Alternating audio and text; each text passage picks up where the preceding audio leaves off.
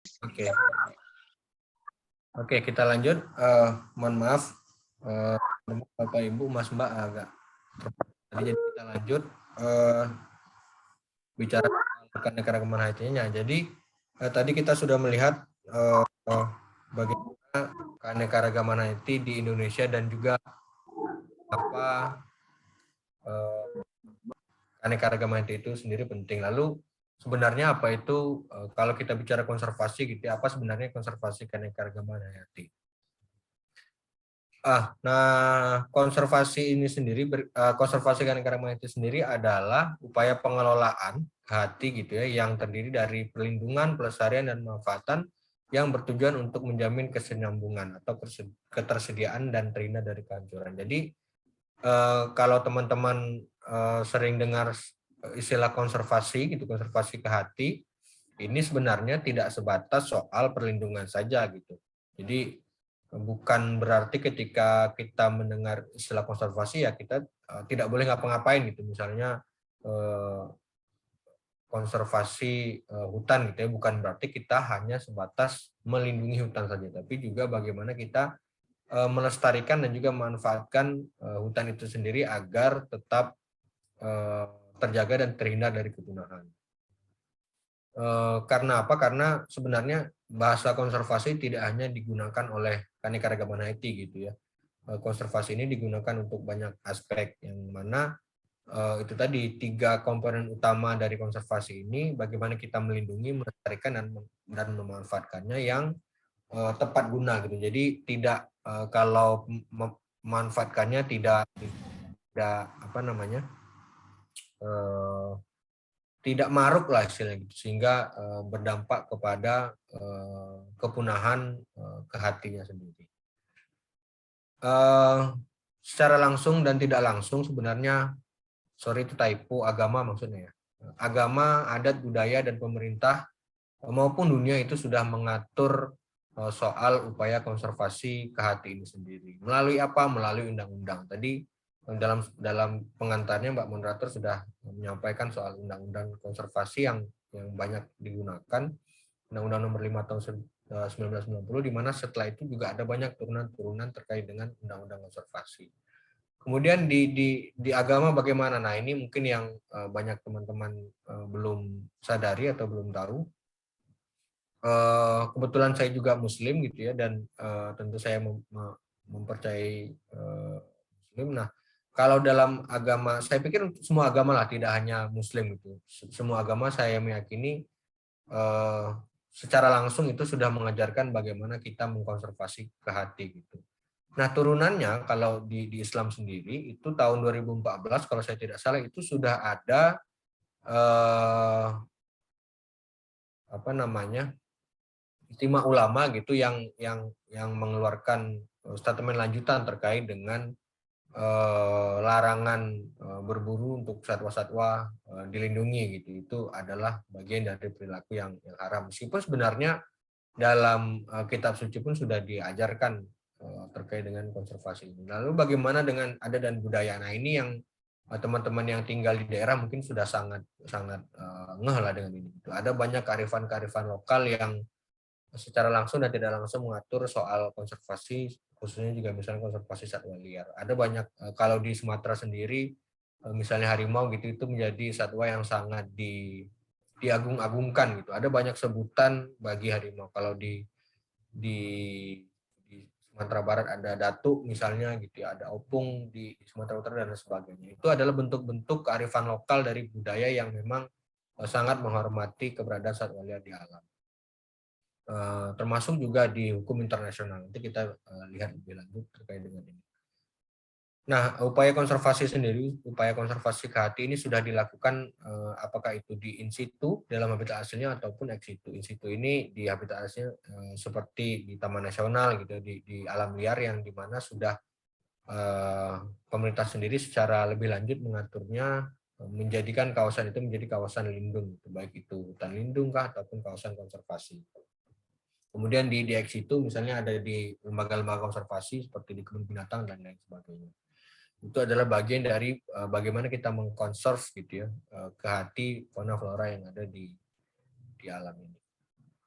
Nah, ini yang mungkin menjadi bagian pentingnya. Ini adalah harus kita camkan bagi kita semua bahwa upaya konservasi ini menjadi tanggung jawab semua pihak dan harus dilakukan oleh semua pihak, baik itu pemerintah, swasta, lembaga swadaya masyarakat, komunitas, termasuk juga komunitas seperti yang Savana lakukan mungkin ya, dan juga masyarakat umum dan akademisi. Ada banyak-banyak hal yang bisa kita lakukan agar kita menjadi bagian dalam upaya konservasi keanekaragaman hayati. Kenapa ini penting? Karena memang secara langsung pun kita sudah menikmati apa yang ke hati ini berikan kepada kita sebagai masyarakat. Contoh sederhana saja misalnya udara dan air gitu ya. Itu adalah bagian penting dalam kehidupan yang tidak bisa kita elakkan. Kalau kita lebih lanjut bicara spesifik terkait dengan satwa liar, tadi saya sudah menyampaikan bahwa ada banyak aturan-aturan yang mengatur soal konservasi kehati, termasuk juga dunia internasional. Dan ada dalam dunia internasional sendiri ada lembaga yang memang dikhususkan bukan mengatur ya, membidangi akan hal ini, yaitu IUCN, International Union for Conservation of Nature. Jadi lembaga konservasi alam yang memang mengkategorikan jenis-jenis kehati yang ada di dunia ini. Salah satu yang dijadikan acuan bagi status konservasi kehati di dunia ini adalah ini. Jadi setiap jenis baik itu satwa, kemudian tumbuhan itu akan dikategorikan menurut ketersediaan atau keterancaman di alam. Jadi akan dikelompokkan berdasarkan jenis-jenis ini. Jadi ada yang pertama itu ada kategori extinct atau punah. Ini kita ada beberapa satwa yang sudah punah. Salah duanya adalah harimau Jawa dan harimau Bali gitu ya. Kemudian ada extinct in the wild, punah di alam liar. Lagi-lagi mohon maaf saya contohkan harimau gitu ya. Kalau untuk yang punah di alam liar itu harimau amoyensis, harimau Cina. Jadi itu adanya hanya di penangkaran dan diyakini sudah tidak ada lagi di alam liar. Nah, critical endanger ini nanti kita lihatkan beberapa contoh jenis satwa yang masuk kategori sangat terancam punah atau kritis. Kemudian ada endanger, kemudian ada vulnerable, threatened, dan list concern, dan terakhir data deficient. Nah, di mana kategori CR atau critical endanger, dan vulnerable itu masuk kategori satwa-satwa yang keberadaannya di alam itu sudah masuk kategori terancam punah. Jadi jenis satwa ataupun tumbuhan yang masuk 3 kategori ini dikategorikan sebagai kehati satwa dan tumbuhan yang saat ini berada terancam punah. Nah,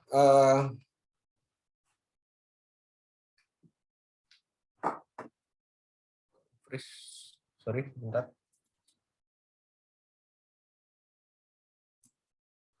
Oke, kita lanjut.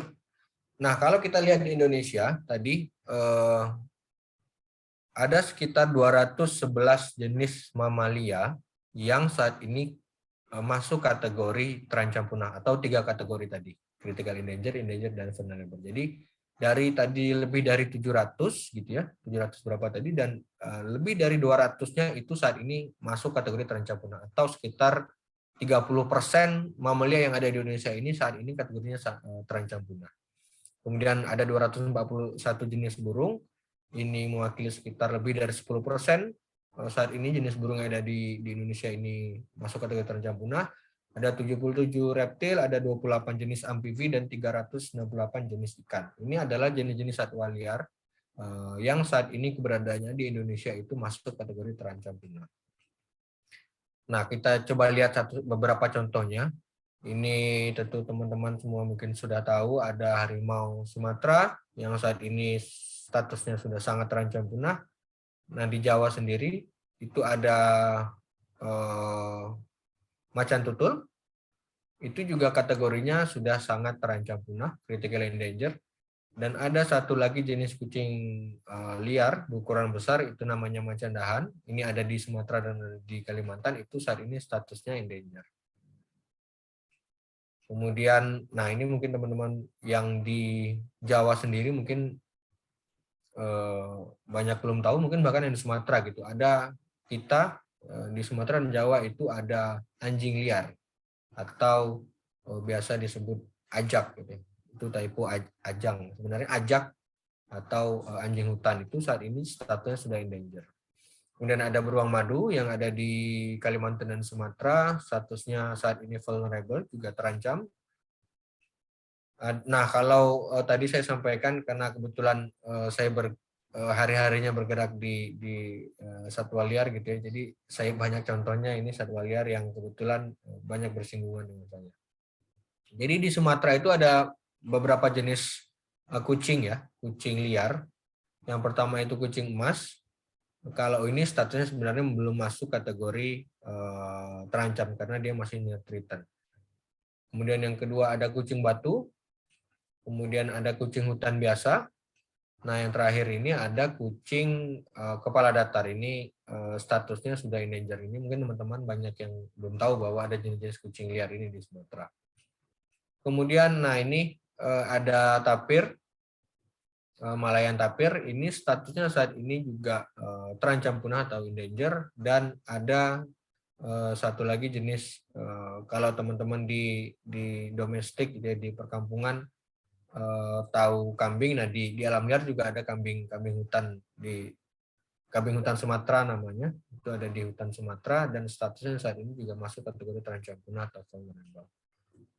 Nah, ini jenis kelinci endemik di Sumatera. Kelinci hutan Sumatera saat ini statusnya data deficient atau masih kurang informasi. Jadi lain dari kelinci yang banyak teman-teman lihat di domestik gitu ya, di sekitar rumah, kita juga di Sumatera punya kelinci endemik, kelinci hutan Sumatera. Nah, kalau burung ini tadi ada sekitar 1.812 jenis burung, 31 diantaranya itu statusnya critically endangered. Kemudian ada 52 yang genting atau endanger, ada 96 yang rentan, dan ada 13 yang masih kurang data. Dan tadi sudah saya sampaikan juga bahwa 532 jenis diantaranya itu adalah burung endemik atau hanya ada di Indonesia. Ini data menurut Burung Indonesia tahun 2021. Kalau di Sumatera sendiri ada beberapa jenis burung yang cukup familiar bagi para praktisi konservasi di hutan Sumatera. Salah satunya itu yang saat ini juga keberadaannya sudah sangat terancam punah adalah tortor Sumatera. Kemudian ada kuau raja juga yang menjadi kita bilangnya cendrawasihnya Sumatera gitu. Itu ada di hutan Sumatera. Itu tadi kita sudah melihat bagaimana tingginya keanekaragaman satwa liar yang ada di Indonesia. Lalu hal ini tentu juga kita perlu melihat seperti apa sebenarnya ancaman-ancaman bagi keanekaragaman satwa liar yang ada di kita di Indonesia. Ada banyak sebenarnya, ini hanya beberapa saja yang akan saya contohkan. Tentu yang pertama adalah soal yang paling umum adalah kerusakan rumahnya sendiri. Jadi rumah bagi satwa liar gitu. Ini jadi hal yang tentu menjadi diskusi yang asik gitu sebenarnya. Jadi bukan berarti kita tidak boleh praktisi konservasi atau orang-orang yang atau kita semua lah, masyarakat umum, bukan menganggap bahwa tidak boleh adanya pembangunan, tapi yang terpenting adalah bagaimana pembangunan itu tidak berdampak buruk kepada keberadaan satwa liar gitu. Misalnya kita tahu dalam beberapa puluh tahun terakhir kehilangan hutan khususnya di Sumatera itu sudah sangat besar gitu ya. Tentu perlu upaya-upaya yang lebih signifikan sekali, bagaimana upaya pembangunan yang tentu akan dalam tanda kutip merusak rumah bagi satwa liar tidak berdampak terlalu signifikan gitu. Sebenarnya pembangunan memang tidak terelakkan, tapi yang terpenting adalah bagaimana kita bisa melakukan hal ini secara beriringan gitu. Jadi pembangunannya tetap jalan, tapi juga keberadaan satwa liarnya juga tidak terancam gitu. Kalau kita di apa namanya, di yang hidup di tidak berbatasan langsung dengan hutan mungkin tidak banyak menyadari hal ini, tapi masyarakat yang hidup berada di sekitaran hutan akan sangat mudah menemukan fakta ini gitu. Kalau dalam karena ketika dicontohkan 5 tahun kemarin ini masih hutan gitu, tapi sekarang ini sudah berubah, sudah dialihfungsikan menjadi perkebunan dan sebagainya.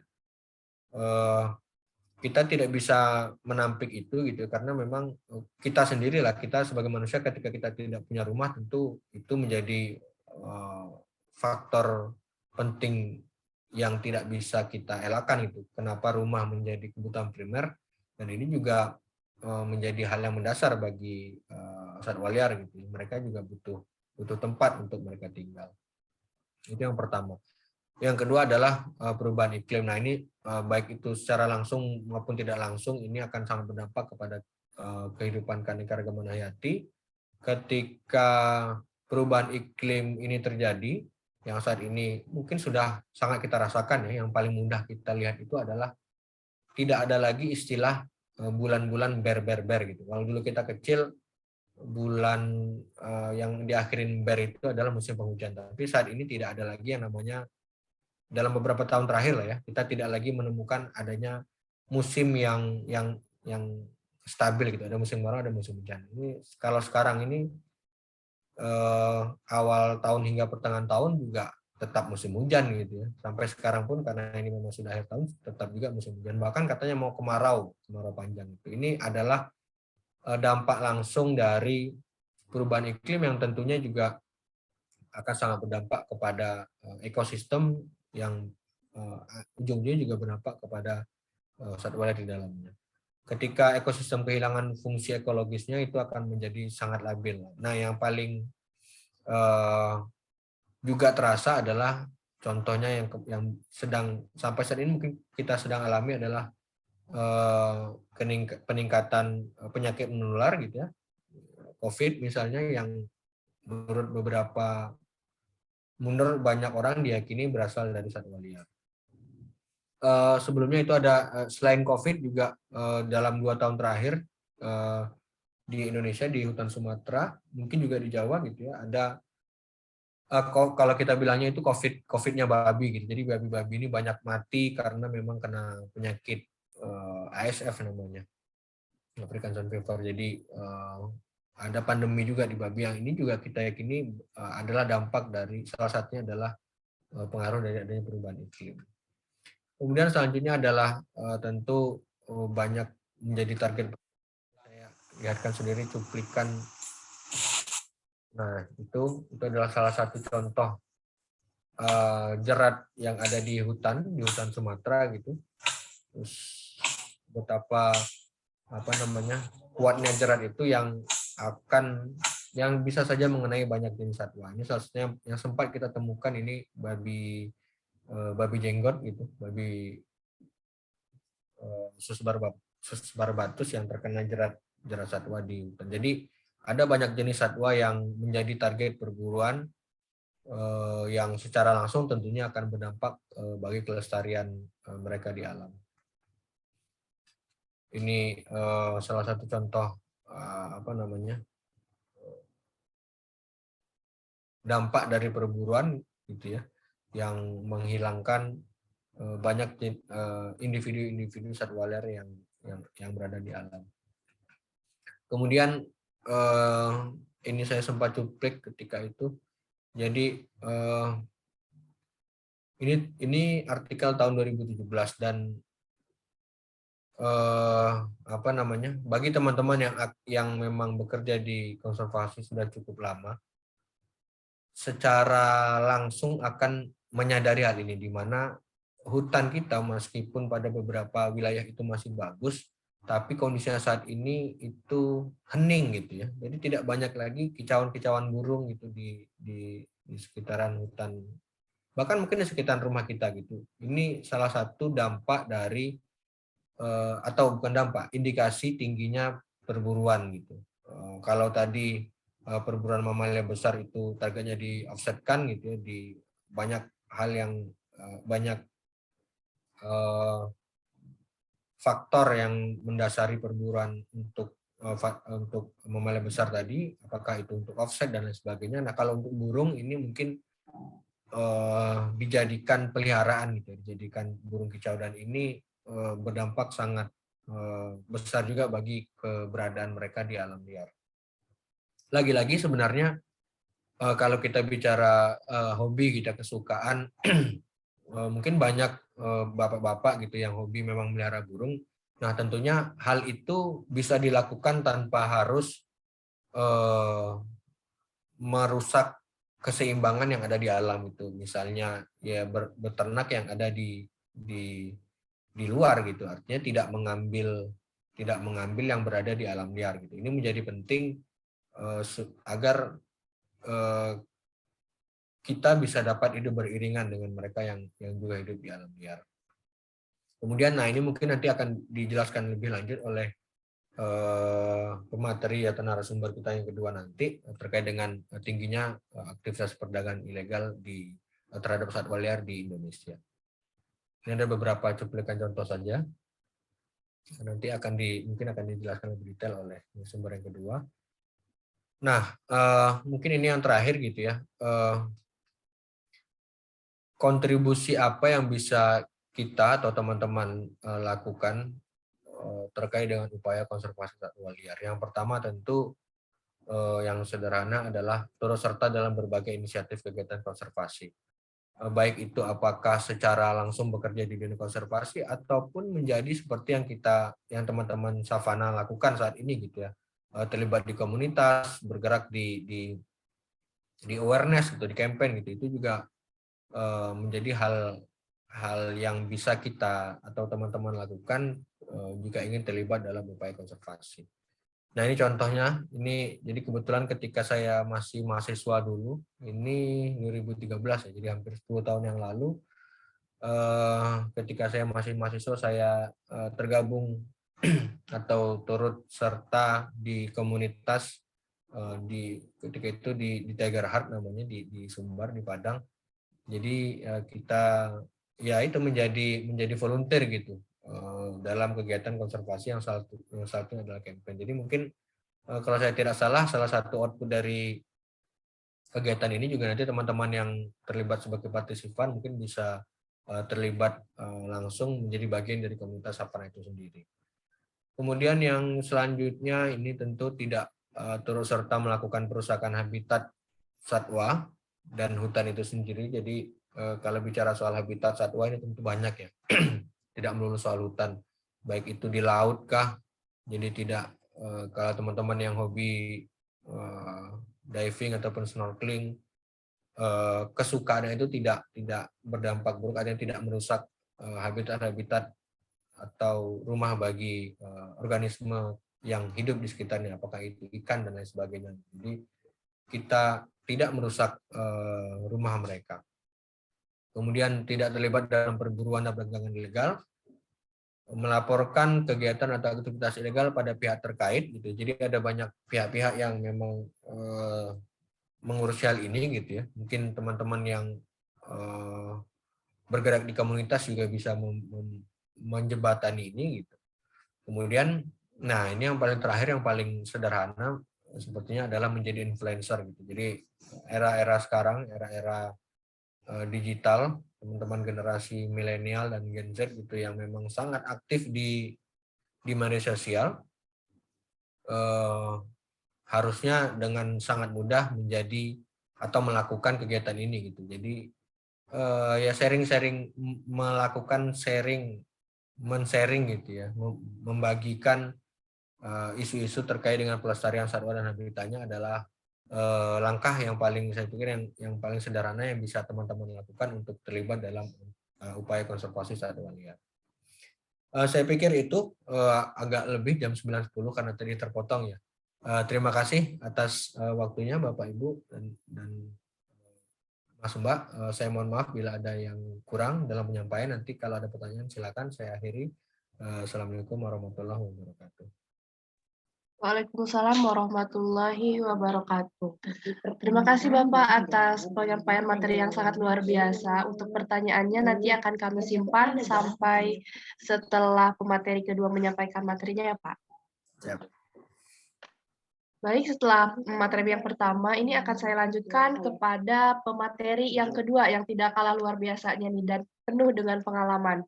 Materi ini akan disajikan mengenai kondisi perdagangan satwa liar di Indonesia yang akan disampaikan oleh Kalianadi. Beliau lahir di Kalimantan Tengah pada tahun 1990, berdomisili di Jakarta. Beliau merupakan pengurus harian di Garda Animalia. Kepada kalian Nadi, saya persilahkan untuk menyampaikan materinya. Oke, baik. Terima kasih, Kak Fauzia.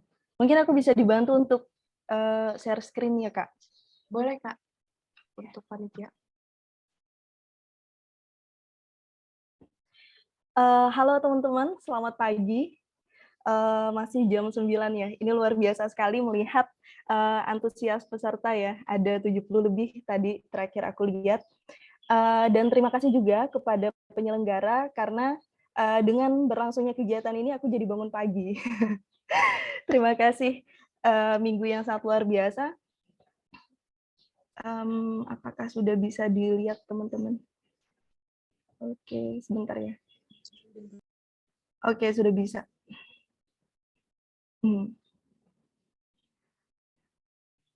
Jadi aku melanjutkan apa yang sudah disampaikan oleh Kak Wido tentang kondisi konservasi. Sekarang mau ngebahas tentang kondisi perdagangan satwa liar yang ada di Indonesia. Kita langsung aja ke pembahasan. Next, Kak.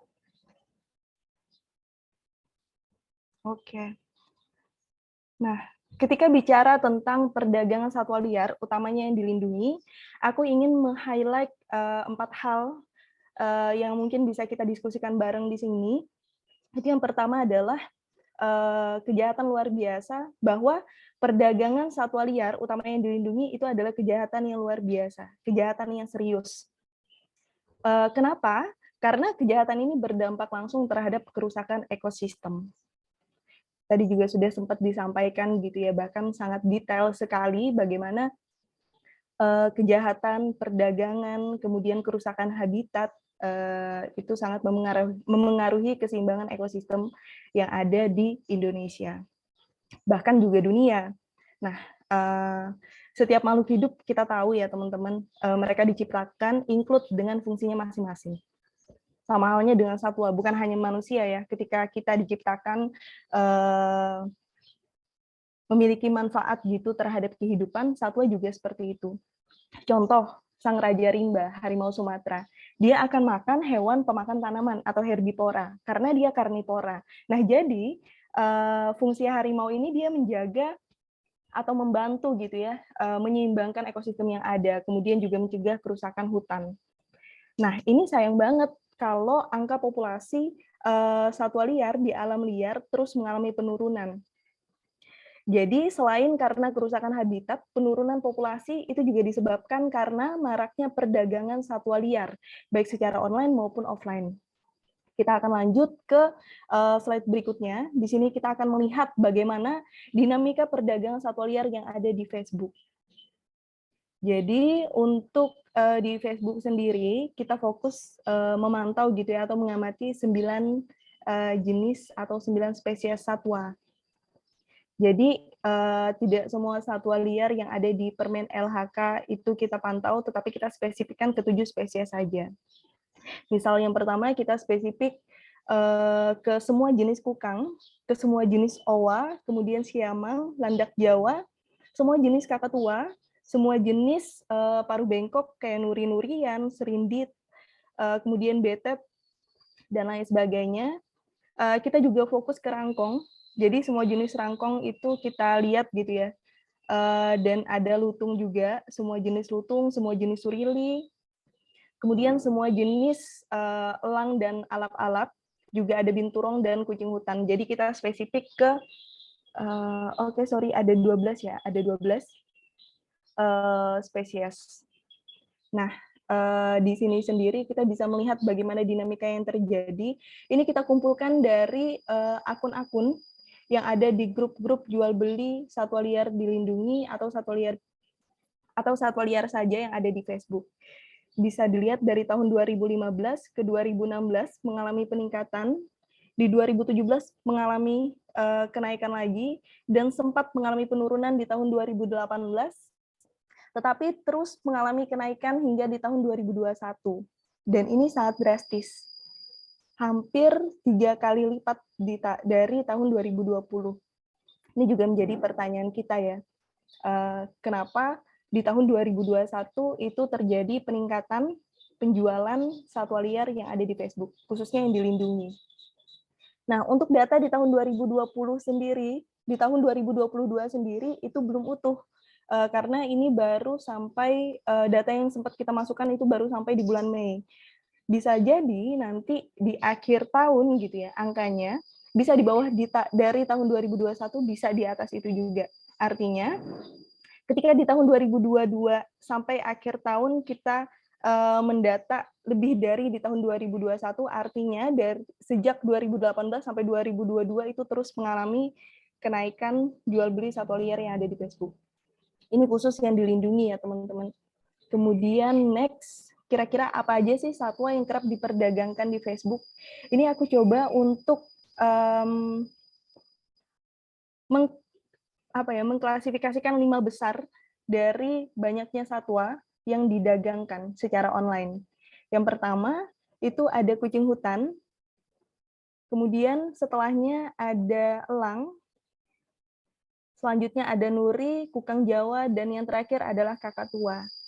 Ini adalah jenis-jenis satwa yang paling banyak diperdagangkan sejak tahun 2015 sampai di tahun 2022.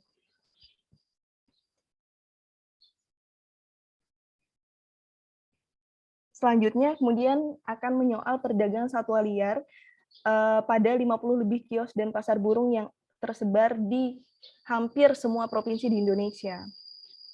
Jadi bukan hanya online, kita juga mendata perdagangan satwa liar yang ada di pasar dan kios-kios burung. Yang ini menjalankan siapa? Yang menjalankan adalah kontributor yang tersebar di Indonesia. Jadi Garda itu memiliki lebih dari 60 kontributor yang sebagian di antara mereka itu ngebantu untuk mendata satwa liar dilindungi yang ada di kios dan pasar burung. Jadi yang menjadi fokus kita di pasar burung itu adalah semua satwa dilindungi yang terdaftar dalam Permen LHK tahun 2018. Namun yang kita jumpai di kios dan pasar burung itu hanya ada 43 spesies. Di sini teman-teman bisa lihat bagaimana dinamika perdagangannya. Dari 2019 sampai 2021 itu juga meningkat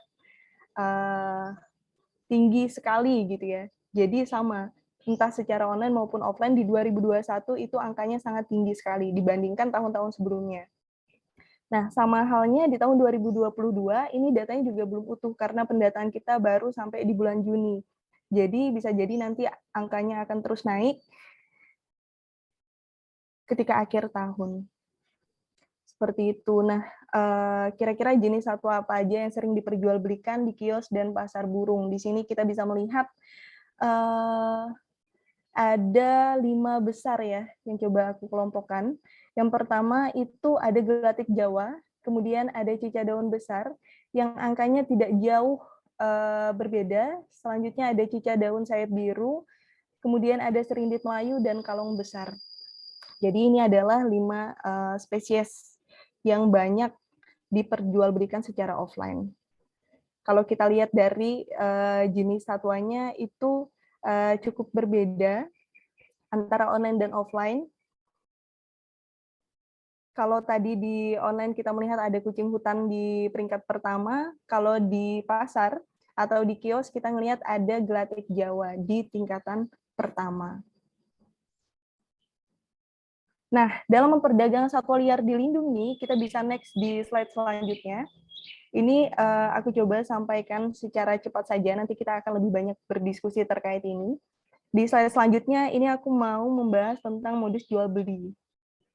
Nah, dalam perdagangan satwa liar dilindungi, rupanya para pelaku ini dia paham betul terkait hukum yang berlaku di Indonesia. Mereka tahu kalau satwa dilindungi itu dilarang untuk diperjualbelikan, dilarang untuk dipelihara, dan lain-lain. Sehingga ketika melakukan transaksi, mereka melakukan berbagai cara gitu ya untuk bisa terhindar dari penegakan hukum untuk bisa tetap melakukan transaksi jual beli. Jadi ini adalah modus pengiriman dan penyelundupan bagian tubuh atau satwa dilindungi yang sekilas bisa kita lihat gitu ya. Di tahun 2015, kalau teman-teman ingat, ada penyelundupan besar yang terjadi, burung kakatua yang dimasukkan dalam botol plastik. Itu miris banget sih ngelihatnya. Burung kakatua yang sebesar itu dimasukkan ke dalam botol plastik, botol aqua ya, kalau nggak salah. Dan banyak di antara mereka yang juga akhirnya mati. Nah, selanjutnya ini di tahun 2022 ada kumbang. Kumbang ini dia tidak termasuk satwa dilindungi, tapi dia termasuk satwa liar, dan ini juga kasus penyelundupan karena tidak disertai izin. Dan ini kemarin kasusnya baru sekali, itu dikirim ke Arab Saudi. Jadi kumbang ini, supaya nggak ketahuan petugas, itu dimasukkan ke dalam boneka. Nah, ini juga merupakan salah satu metode yang menarik gitu ya, modus yang digunakan oleh pelaku. Kenapa ini penting untuk kita pelajari adalah karena sebagai orang-orang yang ingin mengupayakan gitu perdagangan satwa dilindungi atau satwa liar itu semakin kecil angkanya, maka kita juga harus tahu cara-cara atau kiat-kiat yang dilakukan oleh para pelaku untuk bisa membahasnya itu bareng-bareng gitu. Nah, kemudian selanjutnya yang menarik yang baru saja terjadi teman-teman adalah penyelundupan yang terjadi dari Papua, di mana kapal perang Indonesia atau KRI 521 Teluk Lada itu diduga, kalau tersangkanya masih diduga ya, cuman untuk kasusnya sendiri kita menemukan bahwa ada satwa dilindungi yang diangkut dari Papua dan bersandar di Surabaya. Ini kapal perang Indonesia loh, tapi dipakai untuk mengangkut satwa dilindungi dari Pulau Papua ke Pulau Jawa. Nah, kemudian selanjutnya ini ada gerobak sayur. Mungkin kita bertanya-tanya, apa lagi gerobak sayur gitu ya, yang biasanya mungkin lewat di depan rumah kita biasa aja. Ya udah gerobak sayur, orang yang jualan tempe, yang jualan cabai, yang jualan tahu gitu. Nah, ternyata gerobak sayur itu menjadi salah satu alat transportasi yang digunakan oleh masyarakat, bukan masyarakat ya, yang digunakan oleh salah satu pelaku yang ada di Sumatera untuk melakukan transaksi jual beli satwa dilindungi. Makanya tadi saya sebut modus jual beli ini out of the box banget, sesuatu yang nggak kita sangka-sangka tapi ternyata itu yang mereka pakai gitu. Nah, ini bisa teman-teman lihat dalam tulisan liputan khusus Hari Siswoyo yang judulnya Tragedi Harimau Sumatera, Hidup Dijagal, Mati Dijual. Jadi liputan khusus di mana dia wawancara para pemburu, ada yang sudah taubat, ada yang belum, dan itu mereka menceritakan bagaimana cara mereka biasanya untuk mengantarkan gitu ya kulit harimau dari satu daerah ke daerah lain. Jadi salah satunya adalah menggunakan gerobak sayur. Nah, selanjutnya ada ambulans. Dalam bayangan kita ketika ambulans lewat gitu ya, mungkin ada orang sakit di dalamnya, mungkin ada orang meninggal, mungkin ada sesuatu yang darurat gitu yang terjadi ketika ambulans lewat. Nah, ternyata ini juga menjadi salah satu alat transportasi yang digunakan pelaku dalam mengantarkan bagian tubuh satwa dilindungi ke tujuannya. Jadi ini juga merupakan salah satu alat transportasi yang nggak pernah disangka gitu ya, dan aku juga baru tahu setelah baca liputan dari Bang Hari. Liputannya teman-teman bisa baca di Ekuatorial dan Garda Animalia. Kemudian terakhir adalah mobil box.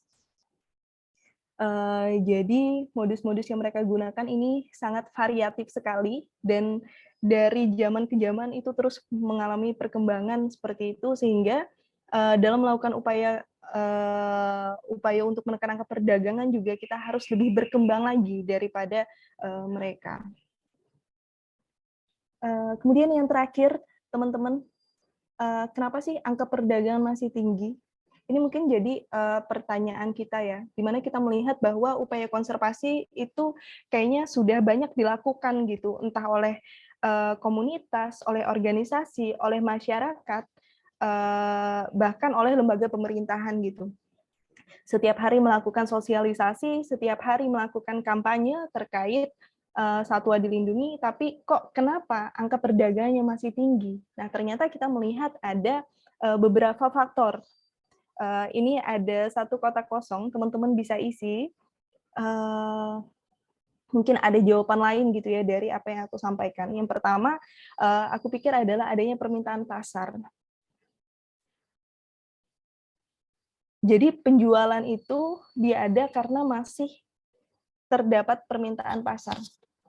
Coba bayangkan ketika kulit harimau nggak ada yang beli, maka kemungkinan besar nggak ada orang yang akan menjualnya. Ketika nggak ada orang yang menjual kulit harimau, otomatis juga kemungkinan besar gitu yang terjadi adalah perburuan harimau akan mengecil. Populasinya juga akan bertambah, keseimbangan ekosistem akan terjaga, hutan juga akan semakin lestari seperti itu.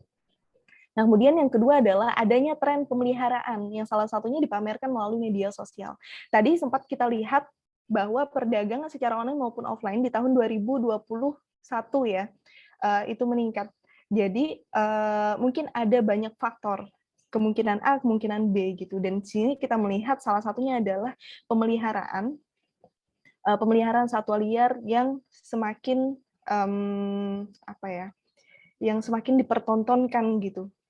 Mungkin teman-teman sering ngelihat juga konten-konten orang memelihara satwa liar, di mana dia ada influencer misalnya, di mana dia adalah public figure, yang pengikutnya ada ribuan gitu, bahkan jutaan.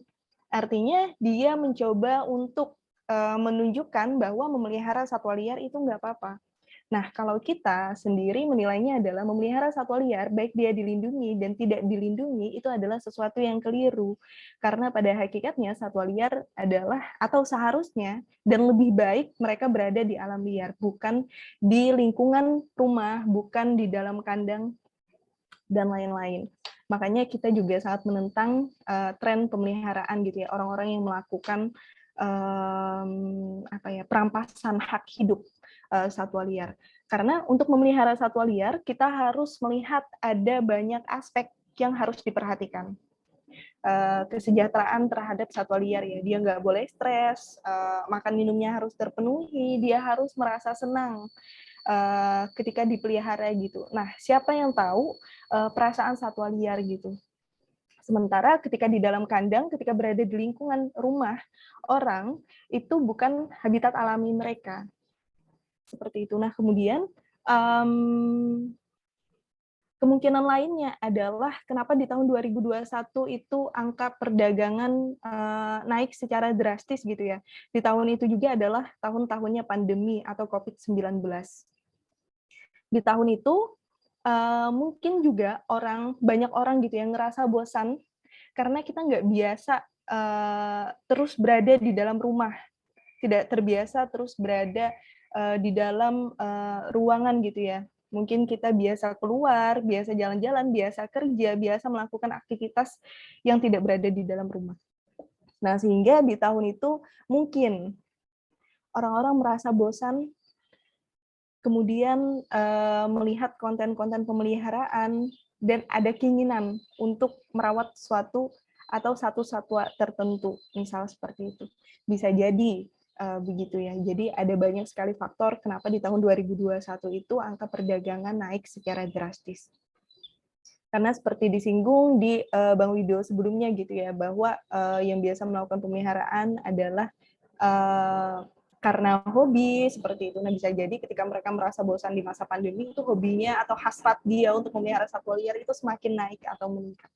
Nah, selanjutnya kita juga melihat angka perdagangan ini kenapa masih tinggi, itu masih adanya kepercayaan masyarakat terhadap mitos. Mitos apa? Mitos kesehatan, salah satu contohnya.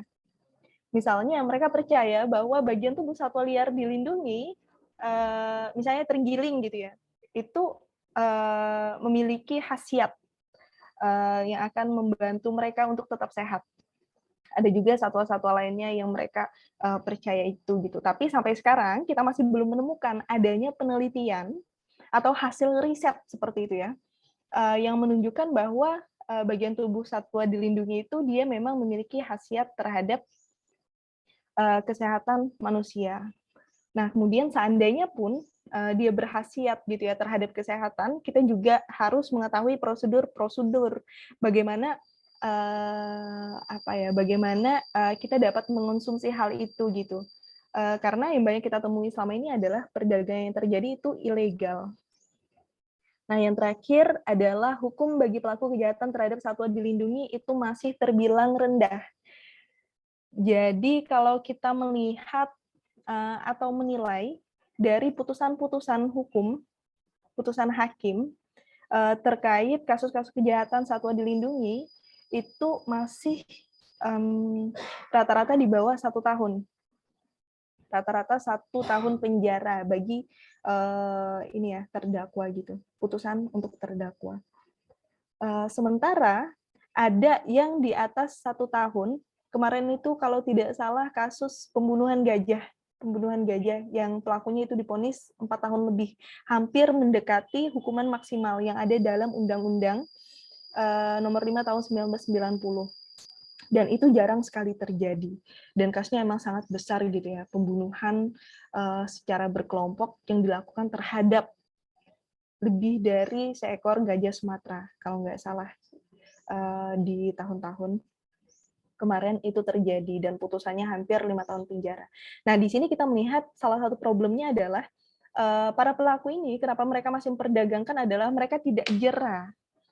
Bahkan ada pelaku-pelaku yang ketika mereka sudah terbebas dari sel gitu ya, mereka masih melakukan jual beli satwa dilindungi. Artinya apa? Artinya hukuman yang sudah mereka dapatkan itu tidak berefek, tidak membuat mereka jera untuk melakukan perdagangan. Makanya sampai sekarang juga salah satu upaya yang kita lakukan adalah mencoba untuk mendukung segera disahkannya revisi Undang-Undang KSDHE. Karena maksimal hukuman 5 tahun kita rasa itu belum itu masih kecil sehingga harus ditingkatkan lagi. Ini kita berkaca pada kasus gajah yang mati. Kenapa para pelaku dia tidak dihukum maksimal pada waktu itu? Salah satu alasannya adalah ketika pelaku ini dia dihukum maksimal 5 tahun penjara, maka ketika ada kejahatan-kejahatan yang lebih besar daripada pembunuhan gajah Sumatera, mereka akan kesulitan untuk memberikan hukuman. Nah, sehingga salah satu solusi atau salah satu hal yang kita usulkan adalah ditingkatkannya atau dinaikkannya gitu ya hukuman maksimal terhadap pelaku kejahatan terhadap satwa dilindungi. Itu adalah beberapa faktor dan teman-teman bisa banget untuk juga menyampaikan gitu ya, menurut pandangan kalian, menurut analisa kalian, kenapa sih angka perdagangan masih tinggi sampai sekarang dan terus terjadi gitu. Itu real kita lihat dari pantauan kita melalui Facebook dan kios dan pasar burung. Seperti itu. Mungkin begitu yang aku sampaikan. Lebih kurangnya nanti bisa kita diskusikan kembali. Oh ya, tadi aku sempat dengar Kak Wido menyampaikan terkait kelinci Sumatera.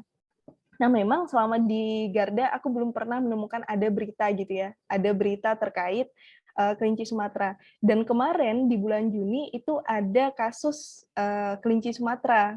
Ada kasus kelinci Sumatera, jadi itu pertama kalinya aku ngelihat kasus atau kemunculan kelinci langka di Sumatera gitu. Kemarin itu ditemukan di Rimba Saniang Baka, jadi di Solok, Sumbar di bulan Juni. Dan beberapa hari setelah kelinci Sumatera itu ditemukan, ternyata mati. Jadi ini juga kabar yang menyedihkan gitu ya. Kita jarang melihat, dan sekali dia muncul, malah kondisinya memprihatinkan, kemudian mati. Mungkin itu saja yang jadi pemantik untuk pagi ini. Terima kasih teman-teman, saya kembalikan ke moderator. Baik, terima kasih untuk Kak Liana atas informasi yang sangat luar biasa. Nanti ini akan dilanjutkan oleh pertanyaan-pertanyaan dari peserta. Di sini sudah ada beberapa pertanyaan. Namun sebelum itu saya akan mereview ulang terkait pemateri Pak Wido R. Albert tadi, untuk sekaligus mengingatkan kepada peserta nanti di akhir ada games yang berupa kuis dari materi-materi yang telah disampaikan oleh kedua narasumber yang luar biasa tadi. Di sini saya akan mereview sedikit. Indonesia ini merupakan salah satu negara yang dinobatkan sebagai negara dengan mega biodiversitas. Kemudian keanekaragaman hayati yang dapat menciptakan keseimbangan ekosistem yang dapat menjadi sumber penghidupan bagi masyarakat atau bagi manusia di muka bumi ini. Upaya pengelolaan hati ini terdiri dari perlindungan, dari pelestarian, dan juga pemanfaatan. Kemudian terdapat beberapa ancaman bagi satwa liar di Indonesia, salah banyaknya ada kerusakan habitat, perubahan iklim, kemudian menjadi target perburuan, dan juga perdagangan satwa ilegal. Kemudian keberadaan keanekaragaman hayati ini menjadi tanggung jawab dan dapat dilakukan oleh seluruh pihak seperti pemerintah, pihak swasta, kemudian LSM, masyarakat umum, dan juga akademisi. Untuk itu, kita bisa turut serta dalam kegiatan konservasi, kemudian tidak merusak habitat, tidak terlibat perburuan dan perdagangan ilegal, melaporkan aktivitas ilegal bila tahu, kemudian menjadi influencer untuk pelestarian satwa dan habitatnya. Kemudian saya akan mereview sedikit dari materi Kak Liana tentang perdagangan satwa liar ini. Hukumannya masih terbilang rendah, kemudian banyak modus perdagangannya, kemudian dinamika perdagangan online dan offline yang semakin marak, kemudian kejahatan ini merupakan kejahatan yang sangat luar biasa. Garda Animalia ini fokus pada 12 spesies satwa liar yang dilindungi, kemudian terdapat angka yang paling tinggi pada tahun 2021 itu dipantau melalui Facebook. Kemudian lima satwa yang masuk ke dalam 5 besar yang diperjualbelikan secara online itu seperti kucing hutan, ada elang, ada duri, kukang Jawa, dan juga kakatua. Yang diperjualbelikan secara online seperti gelatik Jawa, cicak daun besar, cicak daun sayap biru, serindit Melayu, dan juga kalong besar. Kemudian banyak juga modus-modus yang dilakukan oleh pelaku kejahatan dalam memperjualbelikan satwa seperti dimasukkan kepada botol aqua, kemudian dimasukkan ke boneka, gerobak sayur, ambulans, mobil box, dan kapal perang. Kemudian mengapa sih angka perdagangan di Indonesia ini masih sangat tinggi? Yang pertama ini karena adanya permintaan dari pasar, kemudian yang kedua ini adanya tren dari pemeliharaan satwa yang dilindungi, kemudian ketiga ini masih adanya kepercayaan terhadap mitos, dan yang hukum kejahatan ini masih sangat rendah. Baik, di sini saya akan membacakan pertanyaan-pertanyaan yang sudah terdapat di dalam room chat. Mungkin yang pertama ini kepada Tri Widya. Untuk pertanyaannya disampaikan untuk Bapak Wido L. Albert. Akan saya bacakan. Pertanyaannya yaitu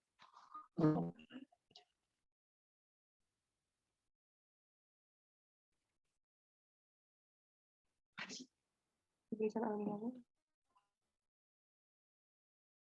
pertanyaan.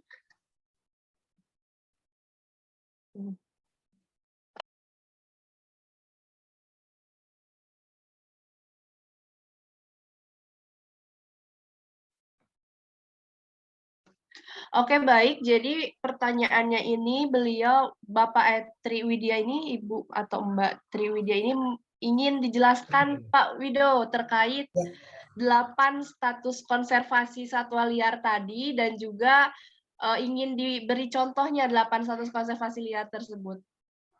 Oke, terima kasih. Kayaknya Mbak ya, kayaknya Mbak Tri Widya gitu atas pertanyaannya. Ya, saya sedikit mengulang lagi sebenarnya apa yang sudah saya sampaikan tadi terkait dengan status konservasi ya. Status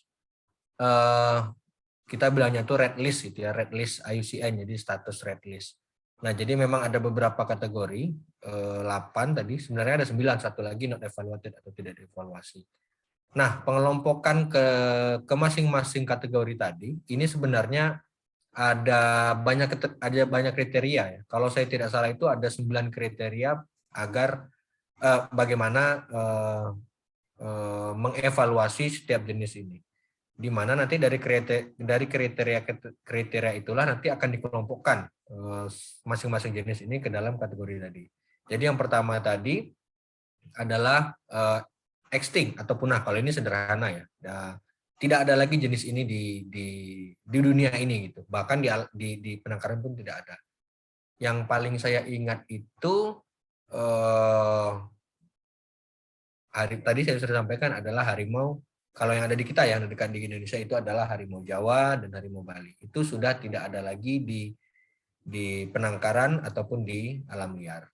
Yang kedua ada extinct in the wild. Sekali lagi mohon maaf ini saya contohnya agak yang harimau ataupun kucing gitu ya, yang lebih dekat saja dengan saya dan mungkin lebih familiar teman-teman. Extinct in the wild ini dia sudah tidak ada lagi di alam. Diyakini ya sudah berdasarkan asesmen dalam beberapa tahun terakhir dia sudah tidak ada lagi di alam, tapi dia masih ada di penangkaran misalnya. Salah satu contohnya adalah harimau amoyensis, kemudian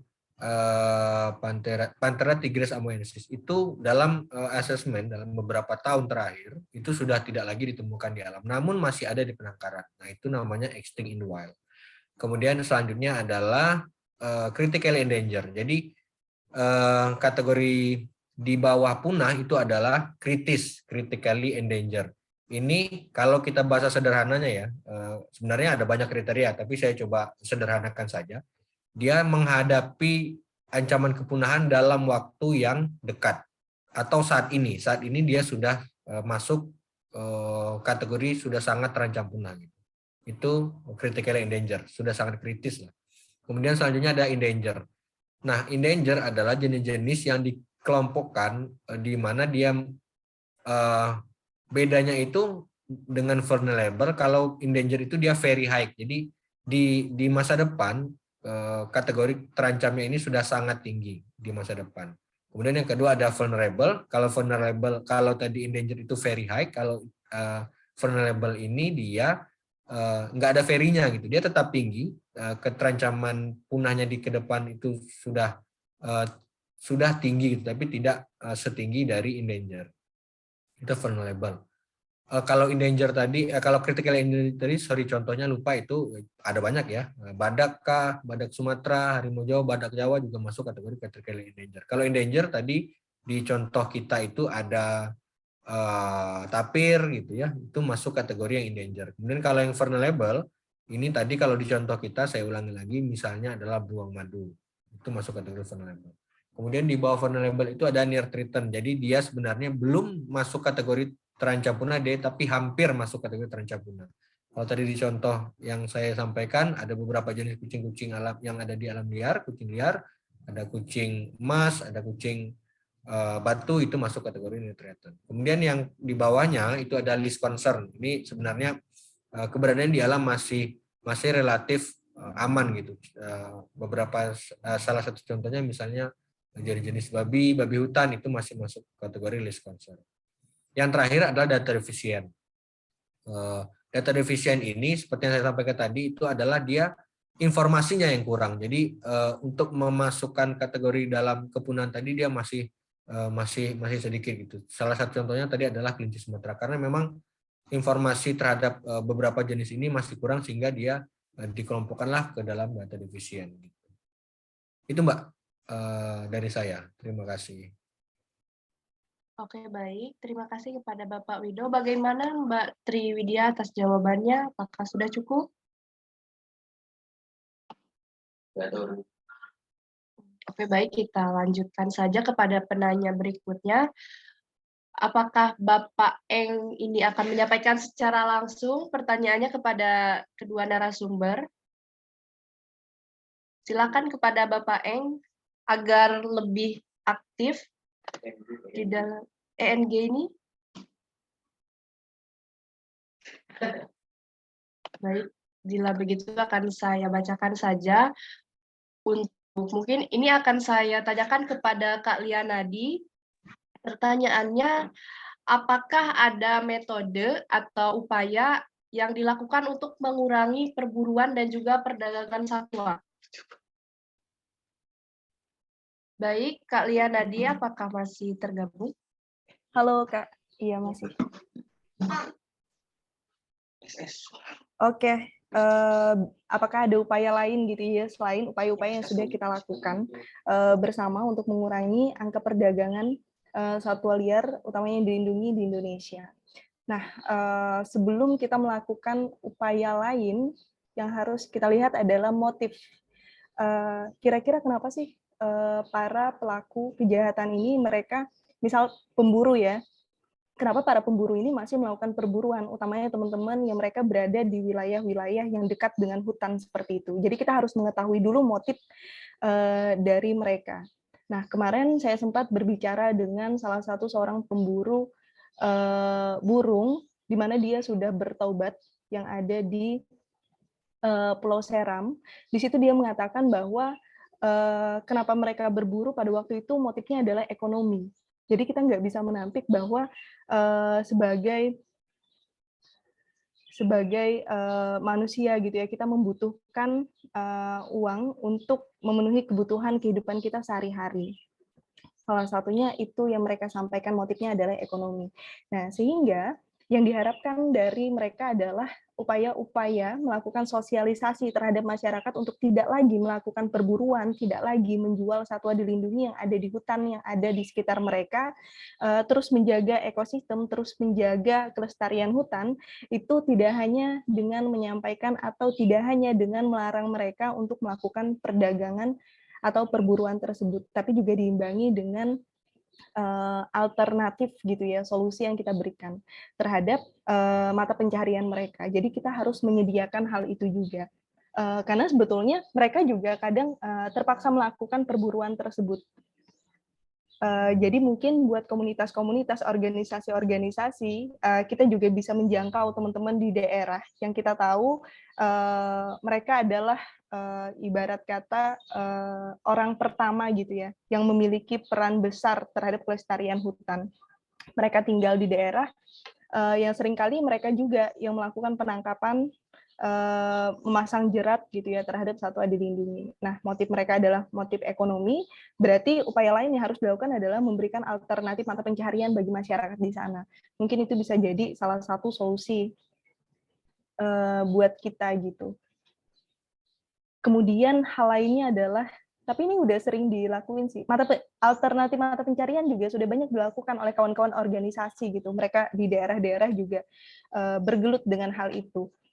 Mungkin ini disampaikan kembali untuk biar semakin banyak aja yang melakukan hal yang sama. Kampanye-kampanye itu juga sangat penting gitu ya, walaupun kadang hanya lewat saja di beranda orang, tapi setidaknya itu bisa menjadi notice buat mereka kemudian memperhatikan, oh ternyata ada banyak orang nih yang melihat, banyak orang yang kemudian membicarakan, sehingga satwa liar ini, utamanya yang dilindungi, itu menjadi perhatian khusus. Karena selama ini kan kita melihat ada banyak sekali isu ya di Indonesia, dan satwa liar itu kadang menjadi isu yang jarang sekali dibahas di forum-forum besar gitu. Sehingga kenapa kampanye tetap penting, diskusi-diskusi yang dilakukan oleh Savana ini penting adalah untuk menghidupkan kembali, terus merawat isu satwa liar untuk terus dibicarakan, sehingga itu juga menjadi prioritas baik oleh komunitas, baik oleh masyarakat maupun pemerintah. Mungkin seperti itu, Kak. Oke, baik. Jawaban yang sangat luar biasa. Kepada Bapak Eng, apakah sudah cukup? Atau Bapak Wido R. Albert akan menambahkan atau ada upaya dan metode-metode lain terkait dengan pengurangan perburuan liar ini, Pak? Ya, sebenarnya tadi mau lanjut aja Mbak, soalnya banyak pertanyaan lain ya. Takutnya nggak kejawab, tapi nggak apa, sedikit aja. Sepakat tadi sama yang disampaikan oleh Mbak Liana. Jadi memang kalau sudah urusan perut gitu ya, kita jangan sampai salah obat gitu ya. Ternyata yang sakit perut tapi diobatin yang lain kan gitu ya kira-kira ya. Jadi kalau salah satu faktornya tadi urusan ekonomi, memang betul ada banyak hal yang juga sudah dilakukan gitu. Bagaimana kita berusaha melakukan community development gitu ya. Jadi peningkatan kapasitas teman-teman di buffer zone misalnya dalam hal peningkatan ekonominya. Jadi ekonomi produktif seperti apa yang kita lakukan juga di buffer zone-nya TNKS, kita melakukan beberapa kegiatan yang ujungnya adalah itu, ujungnya supaya masyarakat bisa ini ya harapannya gitu ya, masyarakat bisa punya income lain di luar mereka harus berburu gitu, berburu yang memang motifnya ekonomi gitu. Jadi itu saya pikir salah satu faktor pendorong yang harusnya bisa efektif, karena kalau sudah urusan perut ya kita jawabnya dengan bagaimana kita juga mengurusin mengelola perut itu gitu. Itu sih Mbak dari saya. Oke, baik. Satu lagi pertanyaannya Pak Wido. Ya. Di sini ada pertanyaan dari Muhammad Rafli. Di sini seperti yang kita ketahui bahwa banyak pemeliharaan ilegal yang berkedok konservasi. Jadi pertanyaannya, apakah hal tersebut bisa ditoleran? Untuk mengapa banyak orang-orang yang melakukan seperti itu? Kemudian bagaimana caranya agar membedakan konservasi asli dengan pemeliharaan hewan yang ilegal? Oke, terima kasih. Nah, ini saya nggak mau ngejat juga ya, berkedok gitu. Kalau kita udah nuduh berkedok konservasi, kayaknya kita ngejat. Tapi memang faktanya mungkin banyak yang demikian. Ini aja fakta juga ya, fakta yang saat ini terjadi. Jadi kalau tadi bicara soal harimau, saat ini jumlah harimau di dalam penangkaran atau dimanapun di luar di lain alam liar itu ada sekitar, kalau saya tidak salah ya, sampai 3 kali lipat daripada dibanding di alam liar. Ini tentu jadi pertanyaan bagi kita ya. Sebenarnya ini menurut pandangan pribadi saya. Jadi sebenarnya tujuannya itu untuk apa gitu? Karena kalau sudah bahasanya kedok ini kayaknya kan sesuatu yang negatif gitu ya. Ada maksud terselubung di luar upaya konservasi gitu. Sebenarnya ini kalau tujuannya benar, misalnya di alam beberapa satwa itu memang untuk apa namanya, untuk reproduksinya agak susah, jadi perlu dibantu gitu, perlu dibantu. Misalnya ada penangkaran untuk badak misalnya yang mencoba untuk mereproduksinya supaya nanti bisa dilepas liar di alam. Tapi kalau sudah tujuannya komersil gitu, nah ini saya pikir yang perlu kita sama-sama sikapi bersama, bagaimana kita justru bukan bagian dari mendukung itu gitu. Ada banyak yang bisa kita lakukan, seperti ya ketika tujuannya komersil, mereka kan butuh yang namanya atensi gitu ya. Jadi ketika kita memberikan atensi lebih juga kepada orang-orang yang betul seperti itu, ya itu sudah berdampak positif bagi mereka. Artinya mereka, apa yang mereka lakukan itu berhasil gitu. Nah ini yang harusnya kita sebagai masyarakat umum bisa lakukan gitu, agar tidak memberikan atensi lebih dan menyuarakan itu gitu. Jadi ketika ada banyak kasus yang ketika masyarakat berbicara gitu, ketika netizen yang budiman ini, teman-teman generasi yang sangat aktif di media sosial bersuara, itu menjadi perhatian atau concern lebih bagi pihak-pihak terkait, khususnya pemerintah gitu. Jadi apa yang bisa kita lakukan yaitu menyuarakan itu secara bersama-sama. Lalu bagaimana membedakannya konservasi yang asli dengan pemeliharaan hewan yang ilegal? Ini pertanyaannya agak rancu ya, maksudnya bagaimana membedakan konservasi yang asli dengan yang ilegal. Kalau yang ilegal jelas dia tidak berizin gitu. Bahkan yang berizin pun kesannya kan ada yang tidak ilegal gitu ya, karena bukan ilegal, maksudnya dia sudah berizin tapi motifnya bukan motif konservasi gitu, kira-kira begitu. Nah, bagaimana membedakannya? Saya pikir sederhana. Ketika tujuan utamanya adalah hanya untuk dipelihara gitu, hanya untuk kesenangan pribadi, saya pikir itu tanpa memperhatikan keberadaan di alam, saya pikir itu sudah salah satu ciri yang membedakan gitu. Ketika dia tujuannya ya ternyata di alam pun dia tidak peduli gitu, hanya untuk kepentingan pribadi, saya pikir itu sudah jadi hal yang mendasar bagaimana kita membedakan yang konservasi dengan yang hanya untuk kepentingan pribadi. Gitu Mbak, sementara dari saya. Terima kasih. Oke, baik. Terima kasih Pak. Untuk Kak Liana, apakah ingin menambahkan dari pertanyaan tersebut, Kak? Apakah sudah cukup? Iya, sudah cukup, Kak. Oh, iya. Baik, saya persilakan kepada peserta yang ingin bertanya secara langsung dapat mengaktifkan mikrofonnya atau bisa raise hand.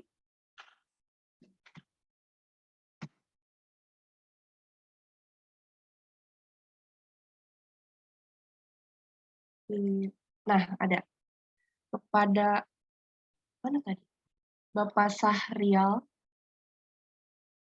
Dipersilakan untuk mengaktifkan mikrofonnya. Baiklah, Assalamualaikum warahmatullahi wabarakatuh. Waalaikumsalam warahmatullahi wabarakatuh. Mohon maaf sebelumnya, saya Saryo Fajri dari Lampung, izin bertanya mengenai upaya pelestarian satwa ya yang ada di Indonesia.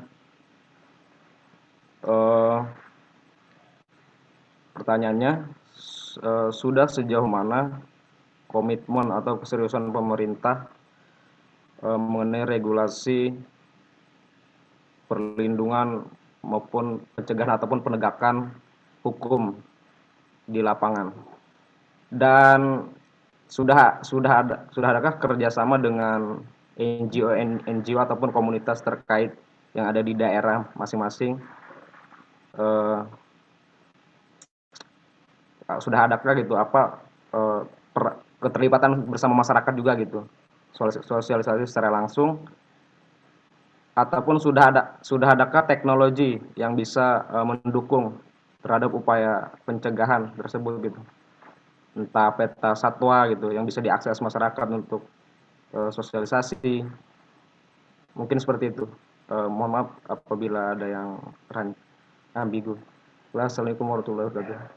Waalaikumsalam warahmatullahi wabarakatuh. Baik, terima kasih kepada Bang Sahrial Fajri. Mungkin dipersilakan kepada Kak Liana Nadi untuk menjawab pertanyaan dari Bang Sahrial.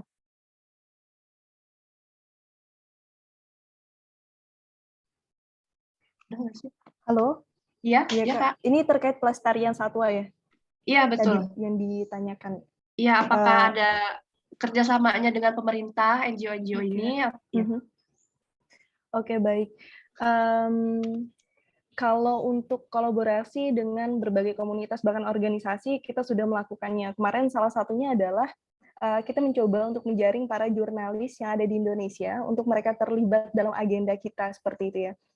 Karena media ini salah satu alat yang sangat baik untuk menyebarluaskan informasi, data, dan fakta gitu yang terjadi di lapangan. Karena seringkali yang terjadi di daerah itu tidak terangkat sampai ke publik. Nah, salah satunya adalah program BSP yang kemarin kita lakukan. Jadi kita memberikan pembiayaan seperti itu ya. Kita kolaborasi dengan Auriga Nusantara. Yayasan Auriga Nusantara, kita bekerja sama dengan mereka, kemudian kita melakukan membuat program gitu ya, program BSP jurnalistik, di mana teman-teman di sana mereka melakukan peliputan di daerahnya masing-masing, mengangkat isu satwa liar, baik dilindungi maupun yang tidak dilindungi, dan beberapa sudah terdapat progresnya gitu. Salah satunya adalah liputan Bang Hari Siswoyo yang tadi sempat saya sampaikan terkait harimau Sumatera. Jadi dia melakukan wawancara terhadap pemburu di sana, kemudian mengungkap gitu ya sampai diketahui modus-modus yang mereka pakai, bahkan jaringan perdagangan atau jalur perdagangan yang ada di sana. Nah, kemudian kemarin juga sudah ada terkait populasi gajah dan permasalahannya. Salah satunya adalah konflik satwa liar yang terjadi di Taman Nasional Tesonilo. Itu juga sempat kita angkat, teman-teman bisa lihat ada web khusus. Di sana ada data, kemudian peta informasi yang bisa kita lihat kira-kira konflik yang terjadi di sana ada berapa banyak seperti itu ya, berapa banyak konflik yang terjadi dan berapa luasan hutan atau lahan hijau yang menjadi habitat gajah Sumatera yang terus tergerus setiap tahunnya. Yang awalnya hijau gitu ya, ternyata semakin ke sini hijaunya semakin menghilang. Artinya habitat gajah Sumatera semakin mengecil. Nah, itu juga dapat dilihat di web ada di Instagram Garda Animalia. Nah, kemudian untuk upaya lainnya adalah kita mencoba untuk menjangkau dan memberikan apresiasi gitu ya terhadap seperti kemarin di Sumatera itu ada Pak Mawi, mantan pemburu harimau yang dia sendiri mengatakan bahwa sudah membunuh lebih dari 100 harimau Sumatera. Bisa dibayangkan seberapa banyak angka itu. Begitu, dan dia sekarang sudah taubat, tidak melakukan perburuan lagi, bahkan dia mengajak teman-temannya yang lain untuk tidak melakukan perburuan. Nah, salah satu upaya kita adalah kita menghargai apa yang sudah dilakukan oleh Pak Mawi, maka kita mengangkat sosoknya. Kita mengangkat sosok Pak Mawi, sekarang masih dalam proses, tapi trailernya udah bisa teman-teman lihat di YouTube Garda Animalia. Kemudian hal lainnya yang juga kita lakukan adalah mantan pemburu burung yang tadi sempat saya ceritakan, Pak Sony Sapulete.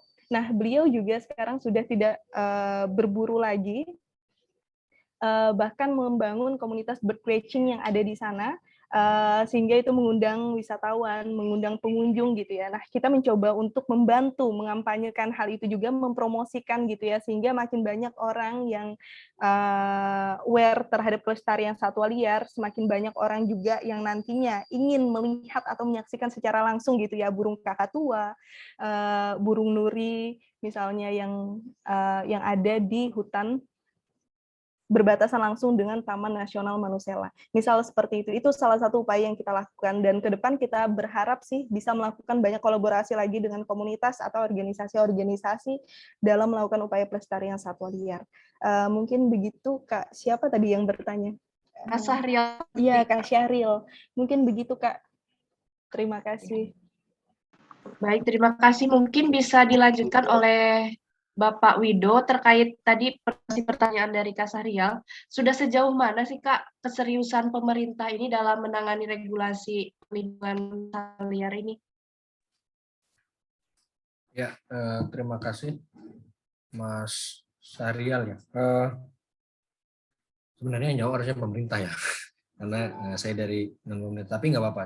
Saya coba elaborasi aja. Jadi sejauh mana keseriusan dan sejauh mana elaborasinya. Jadi dalam khususnya tadi kalau saya catat, misalnya dalam upaya Gakum gitu penegakan hukum. Jadi sejauh yang saya tahu ada banyak upaya-upaya penegakan hukum adalah hasil dari elaborasi antara pemerintah dengan non pemerintah gitu. Jadi misalnya mitra-mitra kerja dari pemerintah, salah satunya kita NGO yang memang bergerak di upaya konservasi, mendapatkan informasi tertentu, tentu kita berbagi dengan pemerintah gitu ya. Pemerintah dalam hal ini mungkin penegak hukumnya gitu. Sehingga hingga akhirnya nanti proses penegakan hukumnya bisa berjalan. Kemudian dalam proses peradilan misalnya kita coba mendampingi dalam hal saksi ahli kah, atau seperti informasi-informasi lain gitu yang ujungnya adalah mendampingi atau membantu peran pemerintah agar upaya penegakan hukum ini dapat berjalan dengan lebih maksimal. Kemudian kalau sejauh mana regulasinya serius atau tidak, saya pikir dari awal pun dia sudah maksud saya kita termasuk pemerintah ini sudah serius gitu ya. Tapi memang seperti yang disampaikan Mbak Liana tadi, mungkin efeknya belum begitu jerah gitu. Seperti sanksi-sanksinya masih terbilang ringan gitu. Itu yang perlu lebih diseriuskan lagi. Kalau serius ya sudah serius ya, sudah bikin undang-undang, sudah bikin turunannya, peraturan menteri dan segala macam, itu sudah jadi saya pikir sudah jadi ciri bahwa itu serius. Tapi memang perlu lebih ditingkatkan lagi agar lebih maksimal. Saya pikir itu Mbak Siti. Oke, baik Pak, terima kasih. Saya akan membuka pertanyaan lagi. Silakan kepada yang ingin bertanya secara langsung kepada narasumber, dipersilakan untuk raise hand atau langsung mengaktifkan fitur mikrofonnya.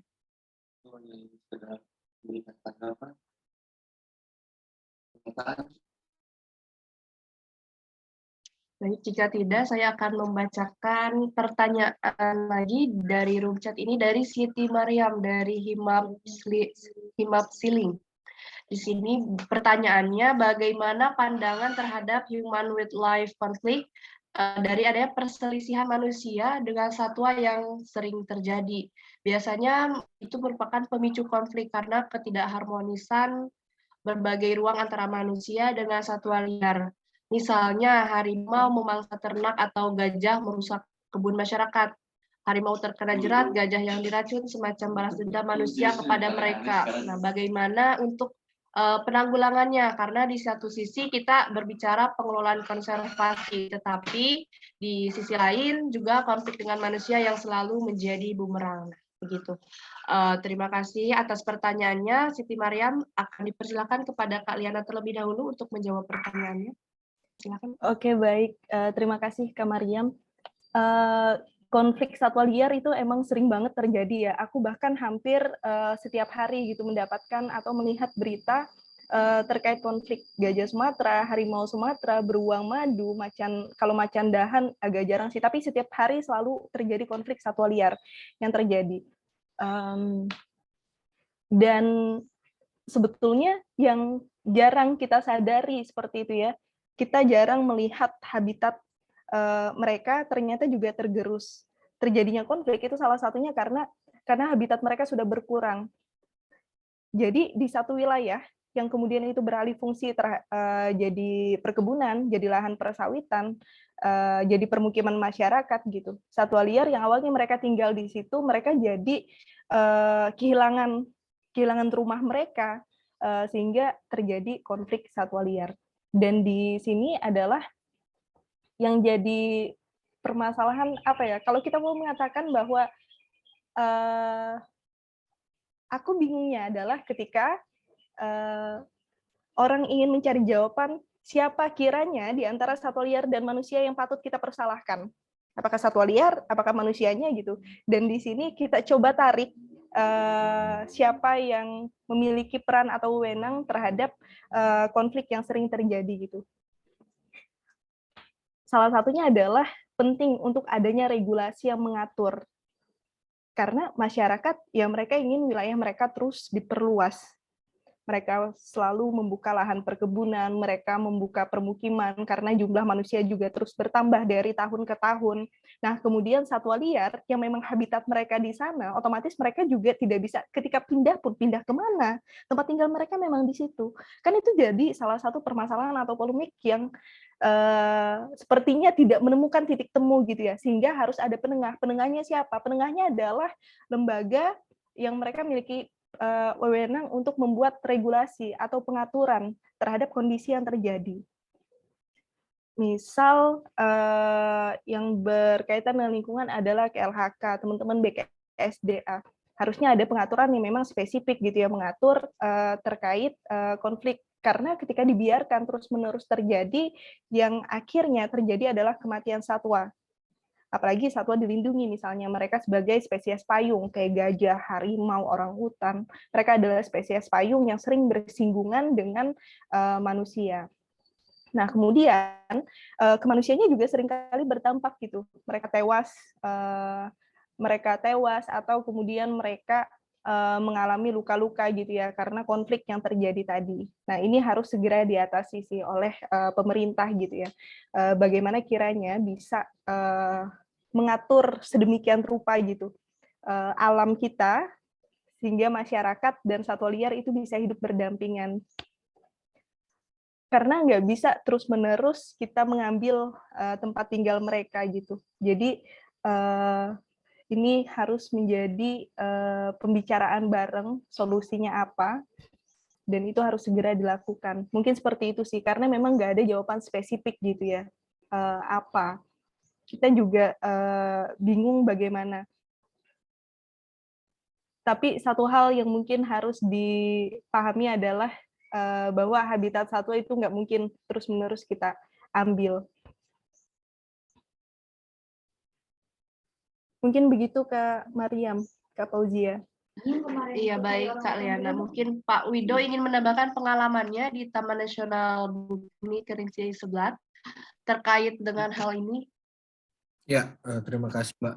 Ya, pertanyaannya menarik karena memang seperti yang Mbak Liana sudah sampaikan, ini jadi salah satu kejadian yang sering atau terus berulang gitu ya. Tadi sudah dijelaskan panjang lebar oleh Mbak Liana, saya hanya sedikit menambahkan saja. Jadi Kalau kita sederhananya beginilah. Jadi sebelum ada kita, mereka sudah ada. Saya sederhananya gitu. Artinya dan seperti yang Mbak Lina juga sampaikan, kita ini yang regulatornya kita gitu manusia. Kalau kita ngarepin satwanya untuk sadar kayaknya nggak bisa. Gimana mereka mau keluar gitu? Mereka juga nggak punya batas administratif gitu. Ya mereka kita nggak ada pagar di situ gitu. Itu saya pikir bagaimana kita harus bersikap lebih bijaksana dalam menyikapinya. Kalau bagaimana bijaksananya saya pikir sudah dijelaskan oleh Mbak Liana. Saya juga sepakat supaya keinginan kita berbagi ruang itu ya benar-benar terwujud gitu. Jadi ruangnya rumah mereka tidak sepenuhnya atau tidak seutuhnya kita ambil. Kita mungkin ambil sebagian, tapi kita memitigasi dampak-dampak yang akan terjadi. Ya, itu tadi mitigasi konflik.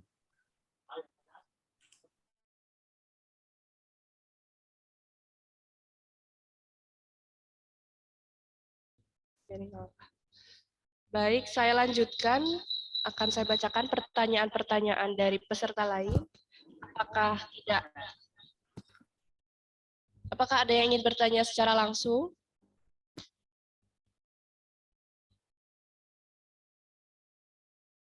Baik, jika tidak akan saya bacakan pertanyaan dari peserta yang sudah bertanya di room chat.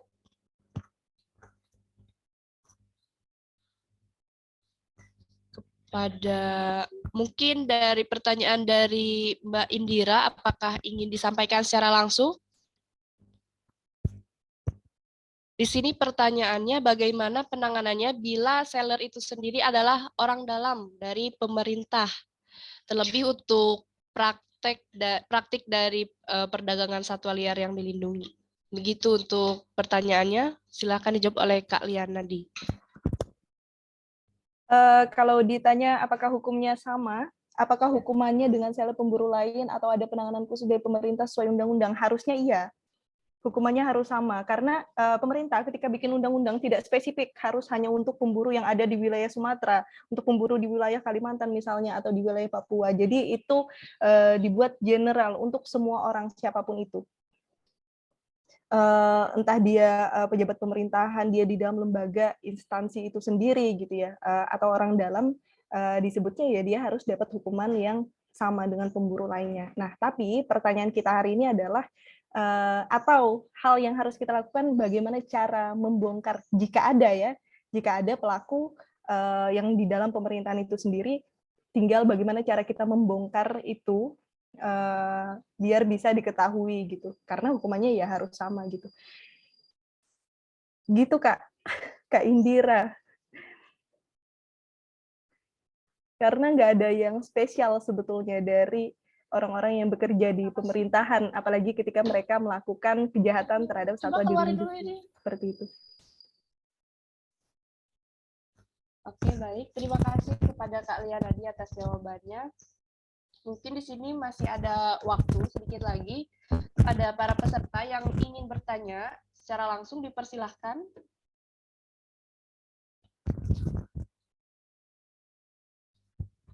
Jika tidak, akan saya bacakan satu pertanyaan lagi untuk Pak Wido untuk menutup diskusi pada hari ini. Jadi bagaimana pandangannya terkait perkebunan kelapa sawit, Pak, terhadap konservasi dari satwa liar? Baik, silakan dijawab, Pak. Nah, yang terakhir yang berat ya. Ya, saya lahir dan besar di lingkungan perkebunan kelapa sawit. Jadi lalu pertanyaannya bagaimana pandangannya terhadap perkebunan kelapa sawit?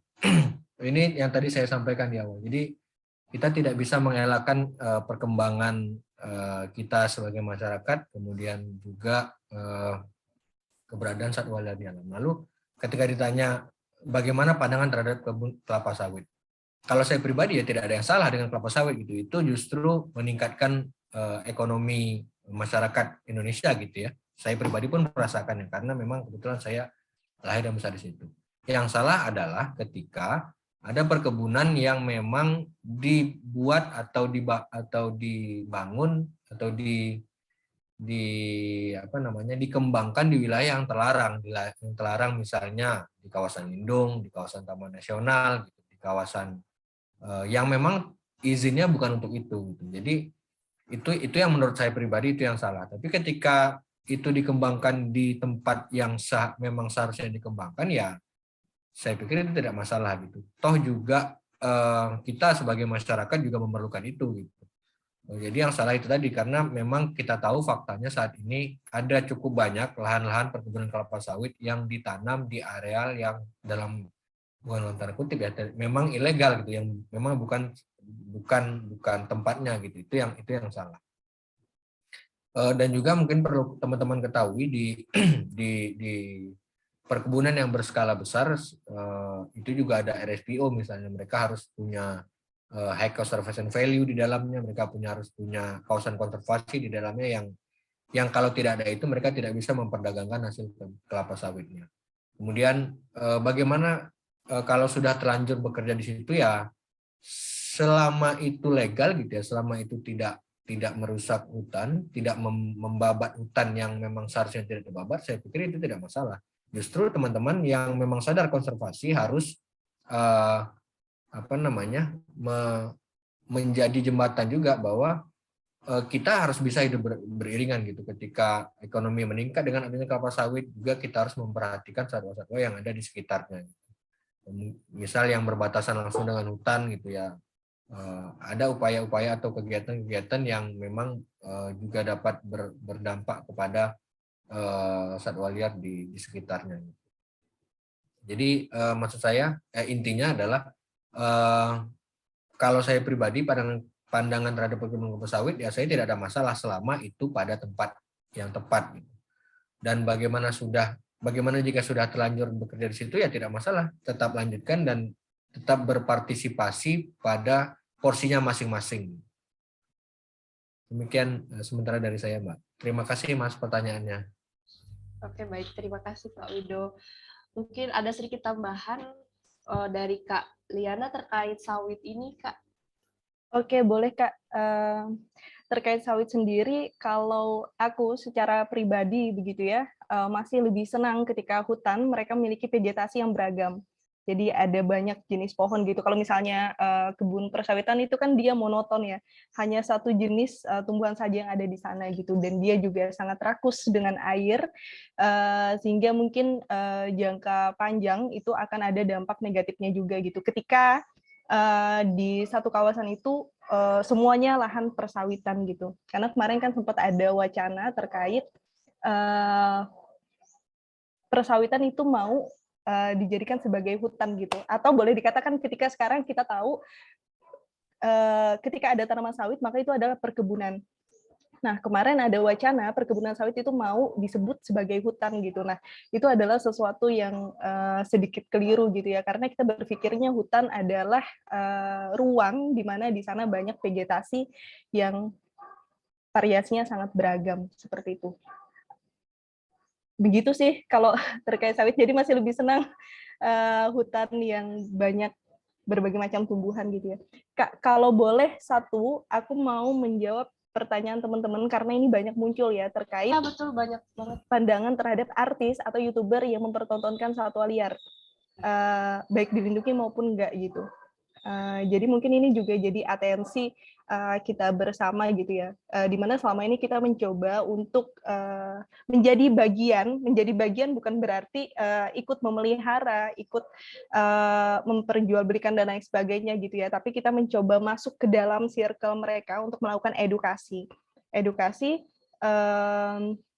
karena kita mengetahui mereka memiliki banyak pengikut seperti itu ya gitu. Jadi edukasinya adalah untuk tidak memelihara satwa liar, untuk melestarikan satwa dilindungi yang ada di hutan mereka gitu. Nah, tanggapan kita terhadap YouTuber atau artis yang mereka melakukan pemeliharaan ini dampaknya sangat negatif sekali gitu terhadap orang-orang yang mengikuti mereka gitu. Dari apa yang mereka tampilkan di media sosial itu bisa jadi memicu keinginan orang untuk melakukan pemeliharaan juga. Nah, tadi salah satu hal kenapa angka perdagangan itu masih sangat tinggi adalah masih terjadi atau masih adanya hasrat orang untuk memelihara. Misalnya orang pengen memelihara harimau, orang ingin memelihara orang utan, orang ingin memelihara gajah Sumatera, enggak ya, sepertinya. Tapi orang ingin memelihara satwa liar itu karena dia melihat terlebih dahulu seperti itu dari apa yang dipertontonkan itu. Jadi ini untuk dari segi edukasi juga aku pikir adalah kita terus melakukan upaya atau mengampanyekan gitu ya agar orang tidak memelihara satwa liar. Karena sekali lagi satwa liar itu mereka akan lebih bahagia gitu untuk hidup di tempat alami mereka. Coba kita bayangkan setiap manusia, setiap makhluk hidup mereka ingin kebebasan. Nah, ketika mereka dipelihara, mereka bisa ditempatkan di kandang atau di suatu kawasan di mana itu tetap memiliki batasan gitu ya. Berbeda dengan hutan yang mereka punya keleluasaan untuk berjalan, kemudian daya jelajah mereka juga bisa lebih luas gitu. Jadi pemeliharaan itu juga dapat memicu kemungkinan gitu ya adanya stres yang dialami oleh satwa liar itu sendiri, kemudian bisa berdampak pada kehidupan mereka atau populasi mereka ke depan. Karena sebetulnya ada banyak faktor yang harus kita perhatikan ketika kita ingin memelihara satwa liar, dan faktor-faktor ini menurut singkatku ini sulit untuk bisa kita pastikan. Kayak misalnya mereka harus sejahtera dari rasa lapar dan rasa haus, mereka harus sejahtera, mereka tidak boleh stres, mereka tidak boleh dipaksakan untuk melakukan sesuatu gitu. Seperti itu sih, karena seringkali yang kita lihat itu mereka sifat liarnya malah dihilangkan ketika mereka dijadikan peliharaan, mereka dibikin jadi jinak, dan itu akan berdampak pada kehidupan mereka. Ketika hari ini misal aku memelihara harimau, aku mampu untuk memberi makan dia setiap hari, tapi sampai kapan? Ada suatu waktu misal secara perekonomian udah nggak bisa menghidupi harimau itu lagi, sementara harimaunya udah jinak, mereka sudah bergantung kepada manusia. Nah, ketika mau diliarkan kembali, itu upaya atau biaya yang dikeluarkan itu lebih besar daripada mungkin ya biaya yang sudah dikeluarkan oleh pemelihara sebelumnya. Jadi kemudian yang terakhir adalah ketika dipelihara, maka satwa liar itu juga atau fungsi-fungsinya di alam liar jadi hilang. Fungsi mereka untuk menyebarkan benih-benih atau bibit gitu ya, bibit dari tumbuhan yang membuat alam kita semakin lestari itu jadi berkurang. Kemudian harimau misalnya yang dia punya peran sebagai pengontrol satwa-satwa yang ada di bawahnya dalam rantai makanan itu jadi hilang juga akibat dipelihara. Mungkin begitu sih Kak. Terima kasih. Baik, terima kasih kepada kedua pemateri yang telah menyampaikan jawaban-jawabannya, dan terima kasih juga kepada para peserta yang sudah bertanya di dalam room chat dan maupun secara langsung. Mohon maaf apabila banyak pertanyaan-pertanyaan yang belum sempat dijawab oleh kedua narasumber karena keterbatasan waktu. Dan terima kasih kepada saran dan masukan yang telah disampaikan oleh peserta. Akan kami catat saran dan masukannya untuk keberlanjutan konservasi satwa liar di Indonesia. Untuk itu, setelah diskusi yang cukup panjang, marilah kita lanjutkan acara selanjutnya, yaitu games yang akan dipandu oleh panitia secara langsung, di mana games ini merupakan runtutan acara dari awal hingga akhir, sehingga peserta dapat mengikutinya dengan seksama. Di mana narasumber di sini narasumber yang tadi telah menyampaikan materinya, peserta menyimak itu akan menjadi pertanyaan-pertanyaan pada games ini. Untuk mempersingkat waktu, marilah kita melaksanakan games ini. Kepada panitia dipersilakan untuk mengambil alih.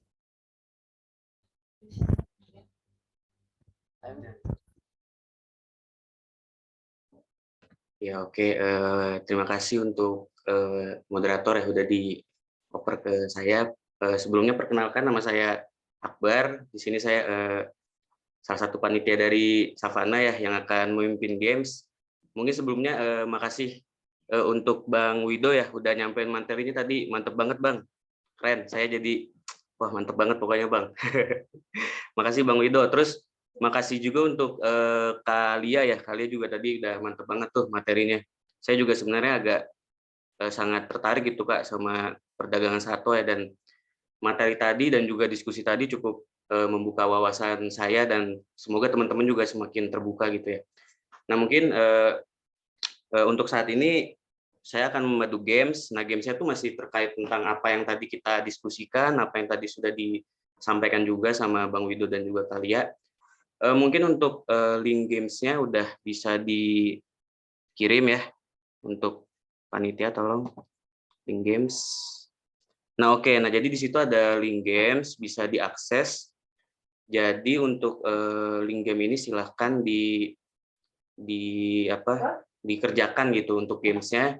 Jadi ini sebenarnya lebih kayak post test ya, tapi games karena games ini kebetulan bakal berhadiah untuk 3 pemenang, di mana mereka yang paling cepat dan poinnya paling besar seperti itu.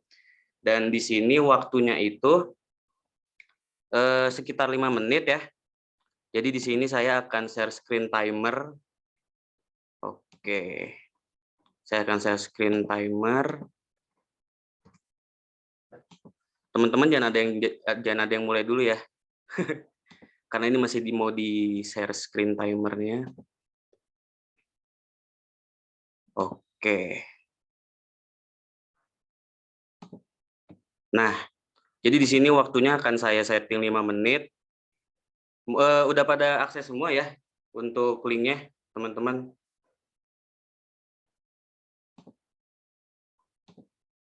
Nah, jadi mungkin langsung aja saya mulai untuk gamesnya. Jadi waktunya 5 menit. Diusahakan teman-teman bisa jawabnya cepat dan benar. Jadi yang dipilih itu bakal 3 orang dengan jawaban dengan poin yang paling banyak dan tercepat. Oke, jadi waktu games akan saya dimulai dari sekarang selama 5 menit. Dimulai. Oke.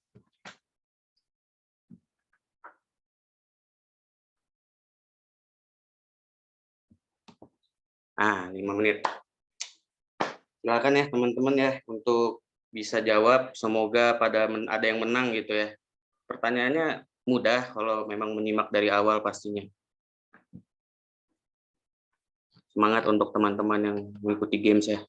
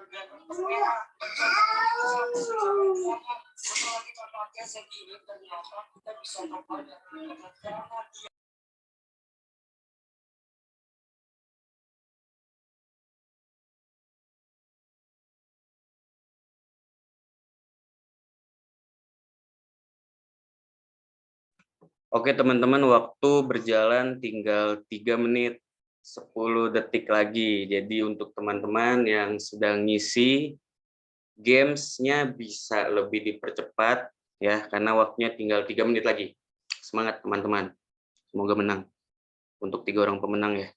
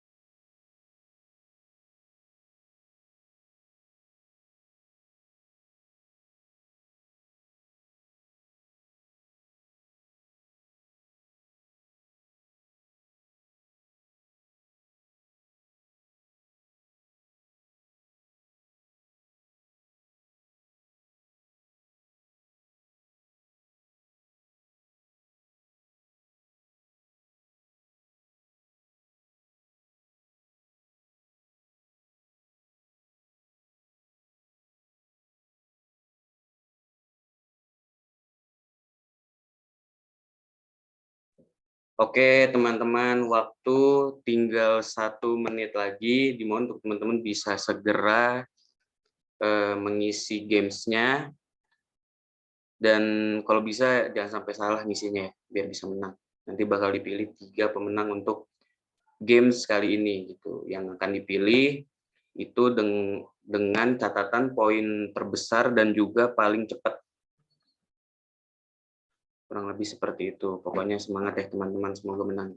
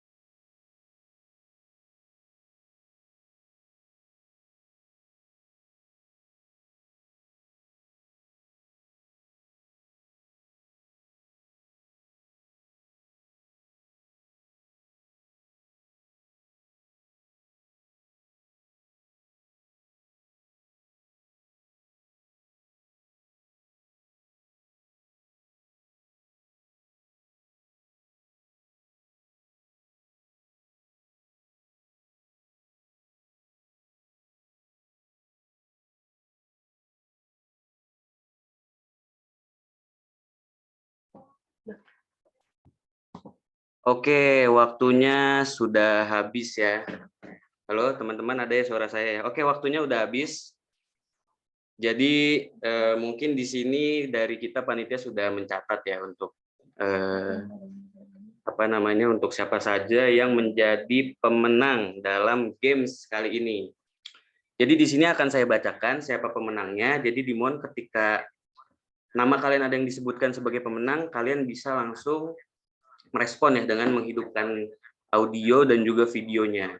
Jadi untuk pemenang pertama, di sini saya akan bacakan kepada Saudara Billy Gustavianto. Mana? Bang Billy Gustavianto, mungkin bisa aktifkan audio dan kameranya. Hadir. Mana nih Bang Billy? Wih, mantap Bang Billy. Semangat Bang selamat Bang Billy. Bang Billy terpilih yaitu salah satu yang menang dengan poin 14. Mantap Bang Billy, cuma salah satu. Oke, selanjutnya di sini ada pemenang kedua. Namanya Haris Jamil Wardana. Mana nih Bang Haris? Boleh unjuk diri Bang Haris? Tolong video dan audionya dihidupkan. Bang Billy.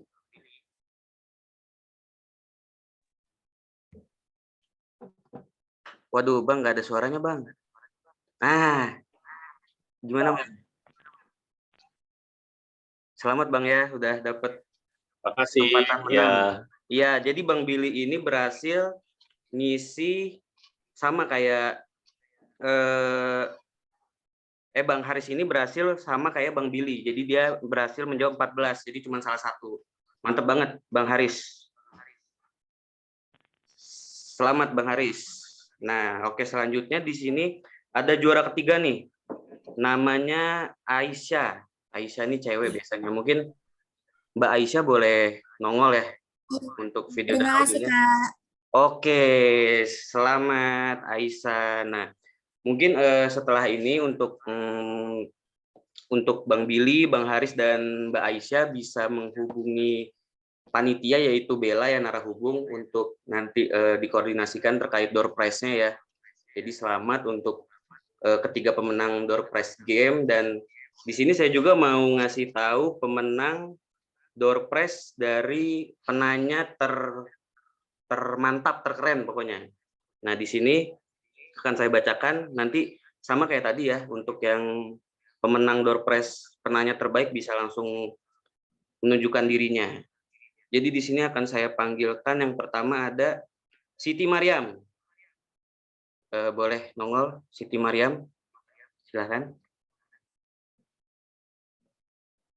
Siti Mariam, apakah ada? Halo Siti Mariam. Waduh, sepertinya Siti Mariam sudah tidak ada di link Zoom ya. Mungkin nanti untuk Siti Mariam bakal dihubungin sama panitia ya, terutama dihubungin sama Bella, namanya narahubung kita. Nah, terus selanjutnya untuk pemenang kedua di sini akan saya sampaikan dengan pertanyaan yang mantap ya. Jadi di sini ada pemenang kedua itu Sahrial Fajri. Mungkin Bang Sahrial boleh nongol ya. Bang Sahrial ada? Bisa ngidupin kamera dan audionya, Bang Sahrial? Assalamualaikum. Waalaikumsalam. Oke, selamat Bang Sahrial ya. Bang Sahrial memenangkan door prize dengan penanya termantap. Tadi kalau boleh tahu Bang Sahrial nanya apa ya? Bisa sampai terpilih gitu. Boleh diulang lagi pertanyaannya? Tentang upaya pemerintah sih, lebih ke regulasi dan kebijakan. Oke, jadi tadi nanya Kepentingan. tentang regulasi ya, Bang ya. Oke, mantap sekali ya Bang ya. Oke, kurang lebih mungkin untuk game seperti itu, dan mungkin nanti Bang Sahrial bakal bisa menghubungi narahubung kita, Bella, dan mungkin Bella juga kalau Bang Sahrial nggak ngubungin bakal Bella yang ngubungin ya. Jadi mungkin kurang lebih untuk game seperti itu ya teman-teman ya. Terima kasih banyak. Untuk yang belum menang gamesnya, door prize-nya tenang, kita masih ada bagi-bagi door prize. Jadi untuk abis ini sebenarnya kita masih ada kampanye media sosial ya, di mana kami panitia bakal mengirim konten berupa story IG, dan di situ kita minta untuk teman-teman audiens untuk bisa men-story Instagramkan konten kita. Nanti bisa dicek di grup ya, untuk grup kegiatan nanti bakal kita share. Teman-teman bisa share story dengan isi konten dari kita, dan juga melakukan tag ke Radix Outdoor dan juga Konselor Project selaku pihak yang mensupport kegiatan ini bisa berjalan. Nah, mungkin untuk lebih detailnya untuk masalah door prize yang ketiga ini bakal disampaikan di grup untuk lebih detailnya. Tapi yang jelas kurang lebih seperti itu. Oke, paling seperti itu aja ya. Terima kasih banyak untuk hari ini gitu. Dan mohon maaf kalau di games ini ada kata-kata saya yang kurang berkenan ataupun kurang tepat gitu ya. Terima kasih atas semangat hari ini, terima kasih atas keseruan hari ini. Sekian dari saya. Terima kasih banyak. Saya kembalikan ke moderator Siti Fauzia. Thank you. Oke, terima kasih kepada Bang Akbar yang telah memandu acara games pada kali ini. Setelah kita seru-seruan bermain games, alangkah tidak lengkapnya apabila kita tidak mengabadikan acara pada pagi hari ini. Jadi kita akan sesi foto bersama, sehingga diharapkan kepada kedua narasumber dan juga peserta diharapkan untuk menghidupkan fitur videonya, karena kita akan melakukan foto bersama. Dipersilakan kepada peserta untuk mempersiapkan pose andalannya, dan kepada panitia dipersilakan untuk menyiapkan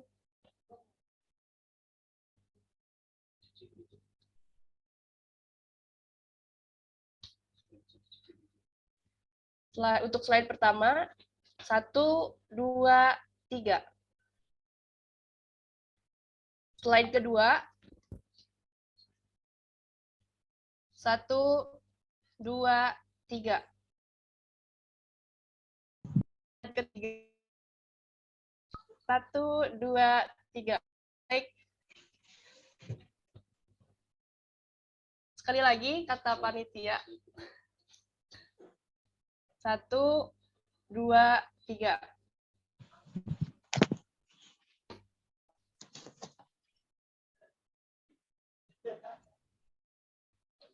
Baik, apakah sudah panitia?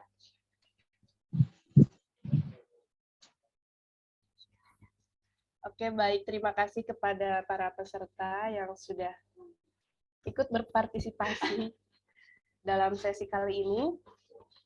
Sedikit akan saya review mengenai acara pada pagi hari ini. Jadi konservasi satwa liar di Indonesia ini sangat perlu perhatian yang lebih dari berbagai pihak, khususnya dari pemerintah, LSM, masyarakat, dan juga akademisi.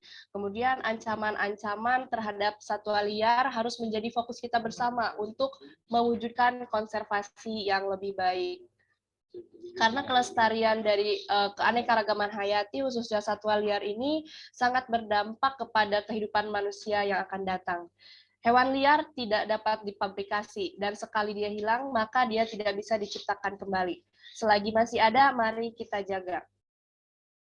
Materi serta pengalaman narasumber telah kita dengarkan bersama-sama, kemudian kita lanjutkan tadi dengan sesi diskusi yang sangat hidup, kemudian harapannya dari kegiatan ini memiliki luaran yang sangat luar biasa, baik terhadap peningkatan pemahaman kita bersama akan adanya konservasi satwa di Indonesia.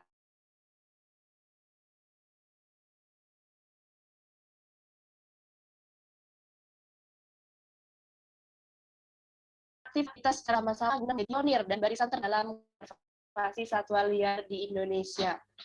Kepada seluruh peserta agar tidak lupa untuk mengisi link absensi karena peserta yang mendapatkan sertifikat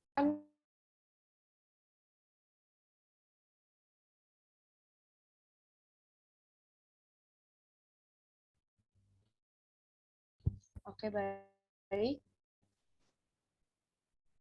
Akhir acara, saya ucapkan terima kasih banyak kepada seluruh panitia yang telah bertanggung jawab dalam kelancaran acara ini, kepada media partner dan juga yang telah mensupport acara ini yang tidak bisa saya sebutkan satu persatu, pemateri yang sangat luar biasa dalam menyampaikan materinya, kemudian serta hadirin sekalian yang tidak bisa saya katakan satu persatu, sudah membersamai sampai akhir acara ini.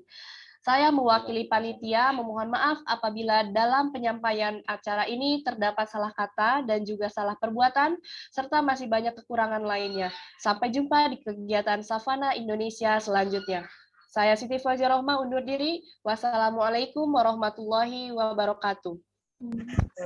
Waalaikumsalam warahmatullahi wabarakatuh. Terima kasih Bang Wido, Kak Lia. Terima kasih. Ya, terima kasih teman-teman. Terima kasih juga Bang Wido. Terima kasih Mbak Liana. Terima kasih Bang Wido, Mbak Lia. Terima kasih Kak Billy. Selamat Terima kasih juga teman-teman semuanya ya yang sudah menghadiri dan meramaikan kegiatan kali ini. Ada Pak Barita juga ternyata. Oh ya, untuk teman-teman peserta, untuk sertifikatnya bisa dicek di email ya nanti. Siap, Bang. Siap.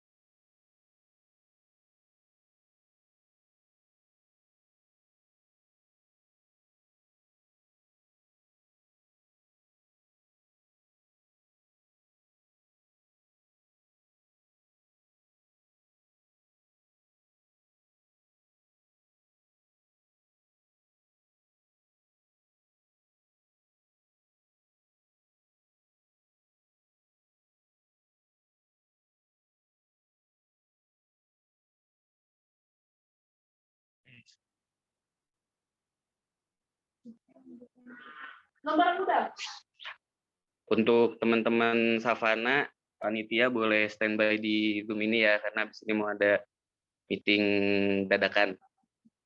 Untuk teman-teman peserta, yang masih di grup, terima kasih banyak untuk kegiatan hari ini, seru banget. Dan mungkin minta tolong kalau bisa kita kan ada kumpul-kumpul savana untuk internal mau ada meeting, jadi mungkin bisa segera live dari Zoom meeting. Makasih ya.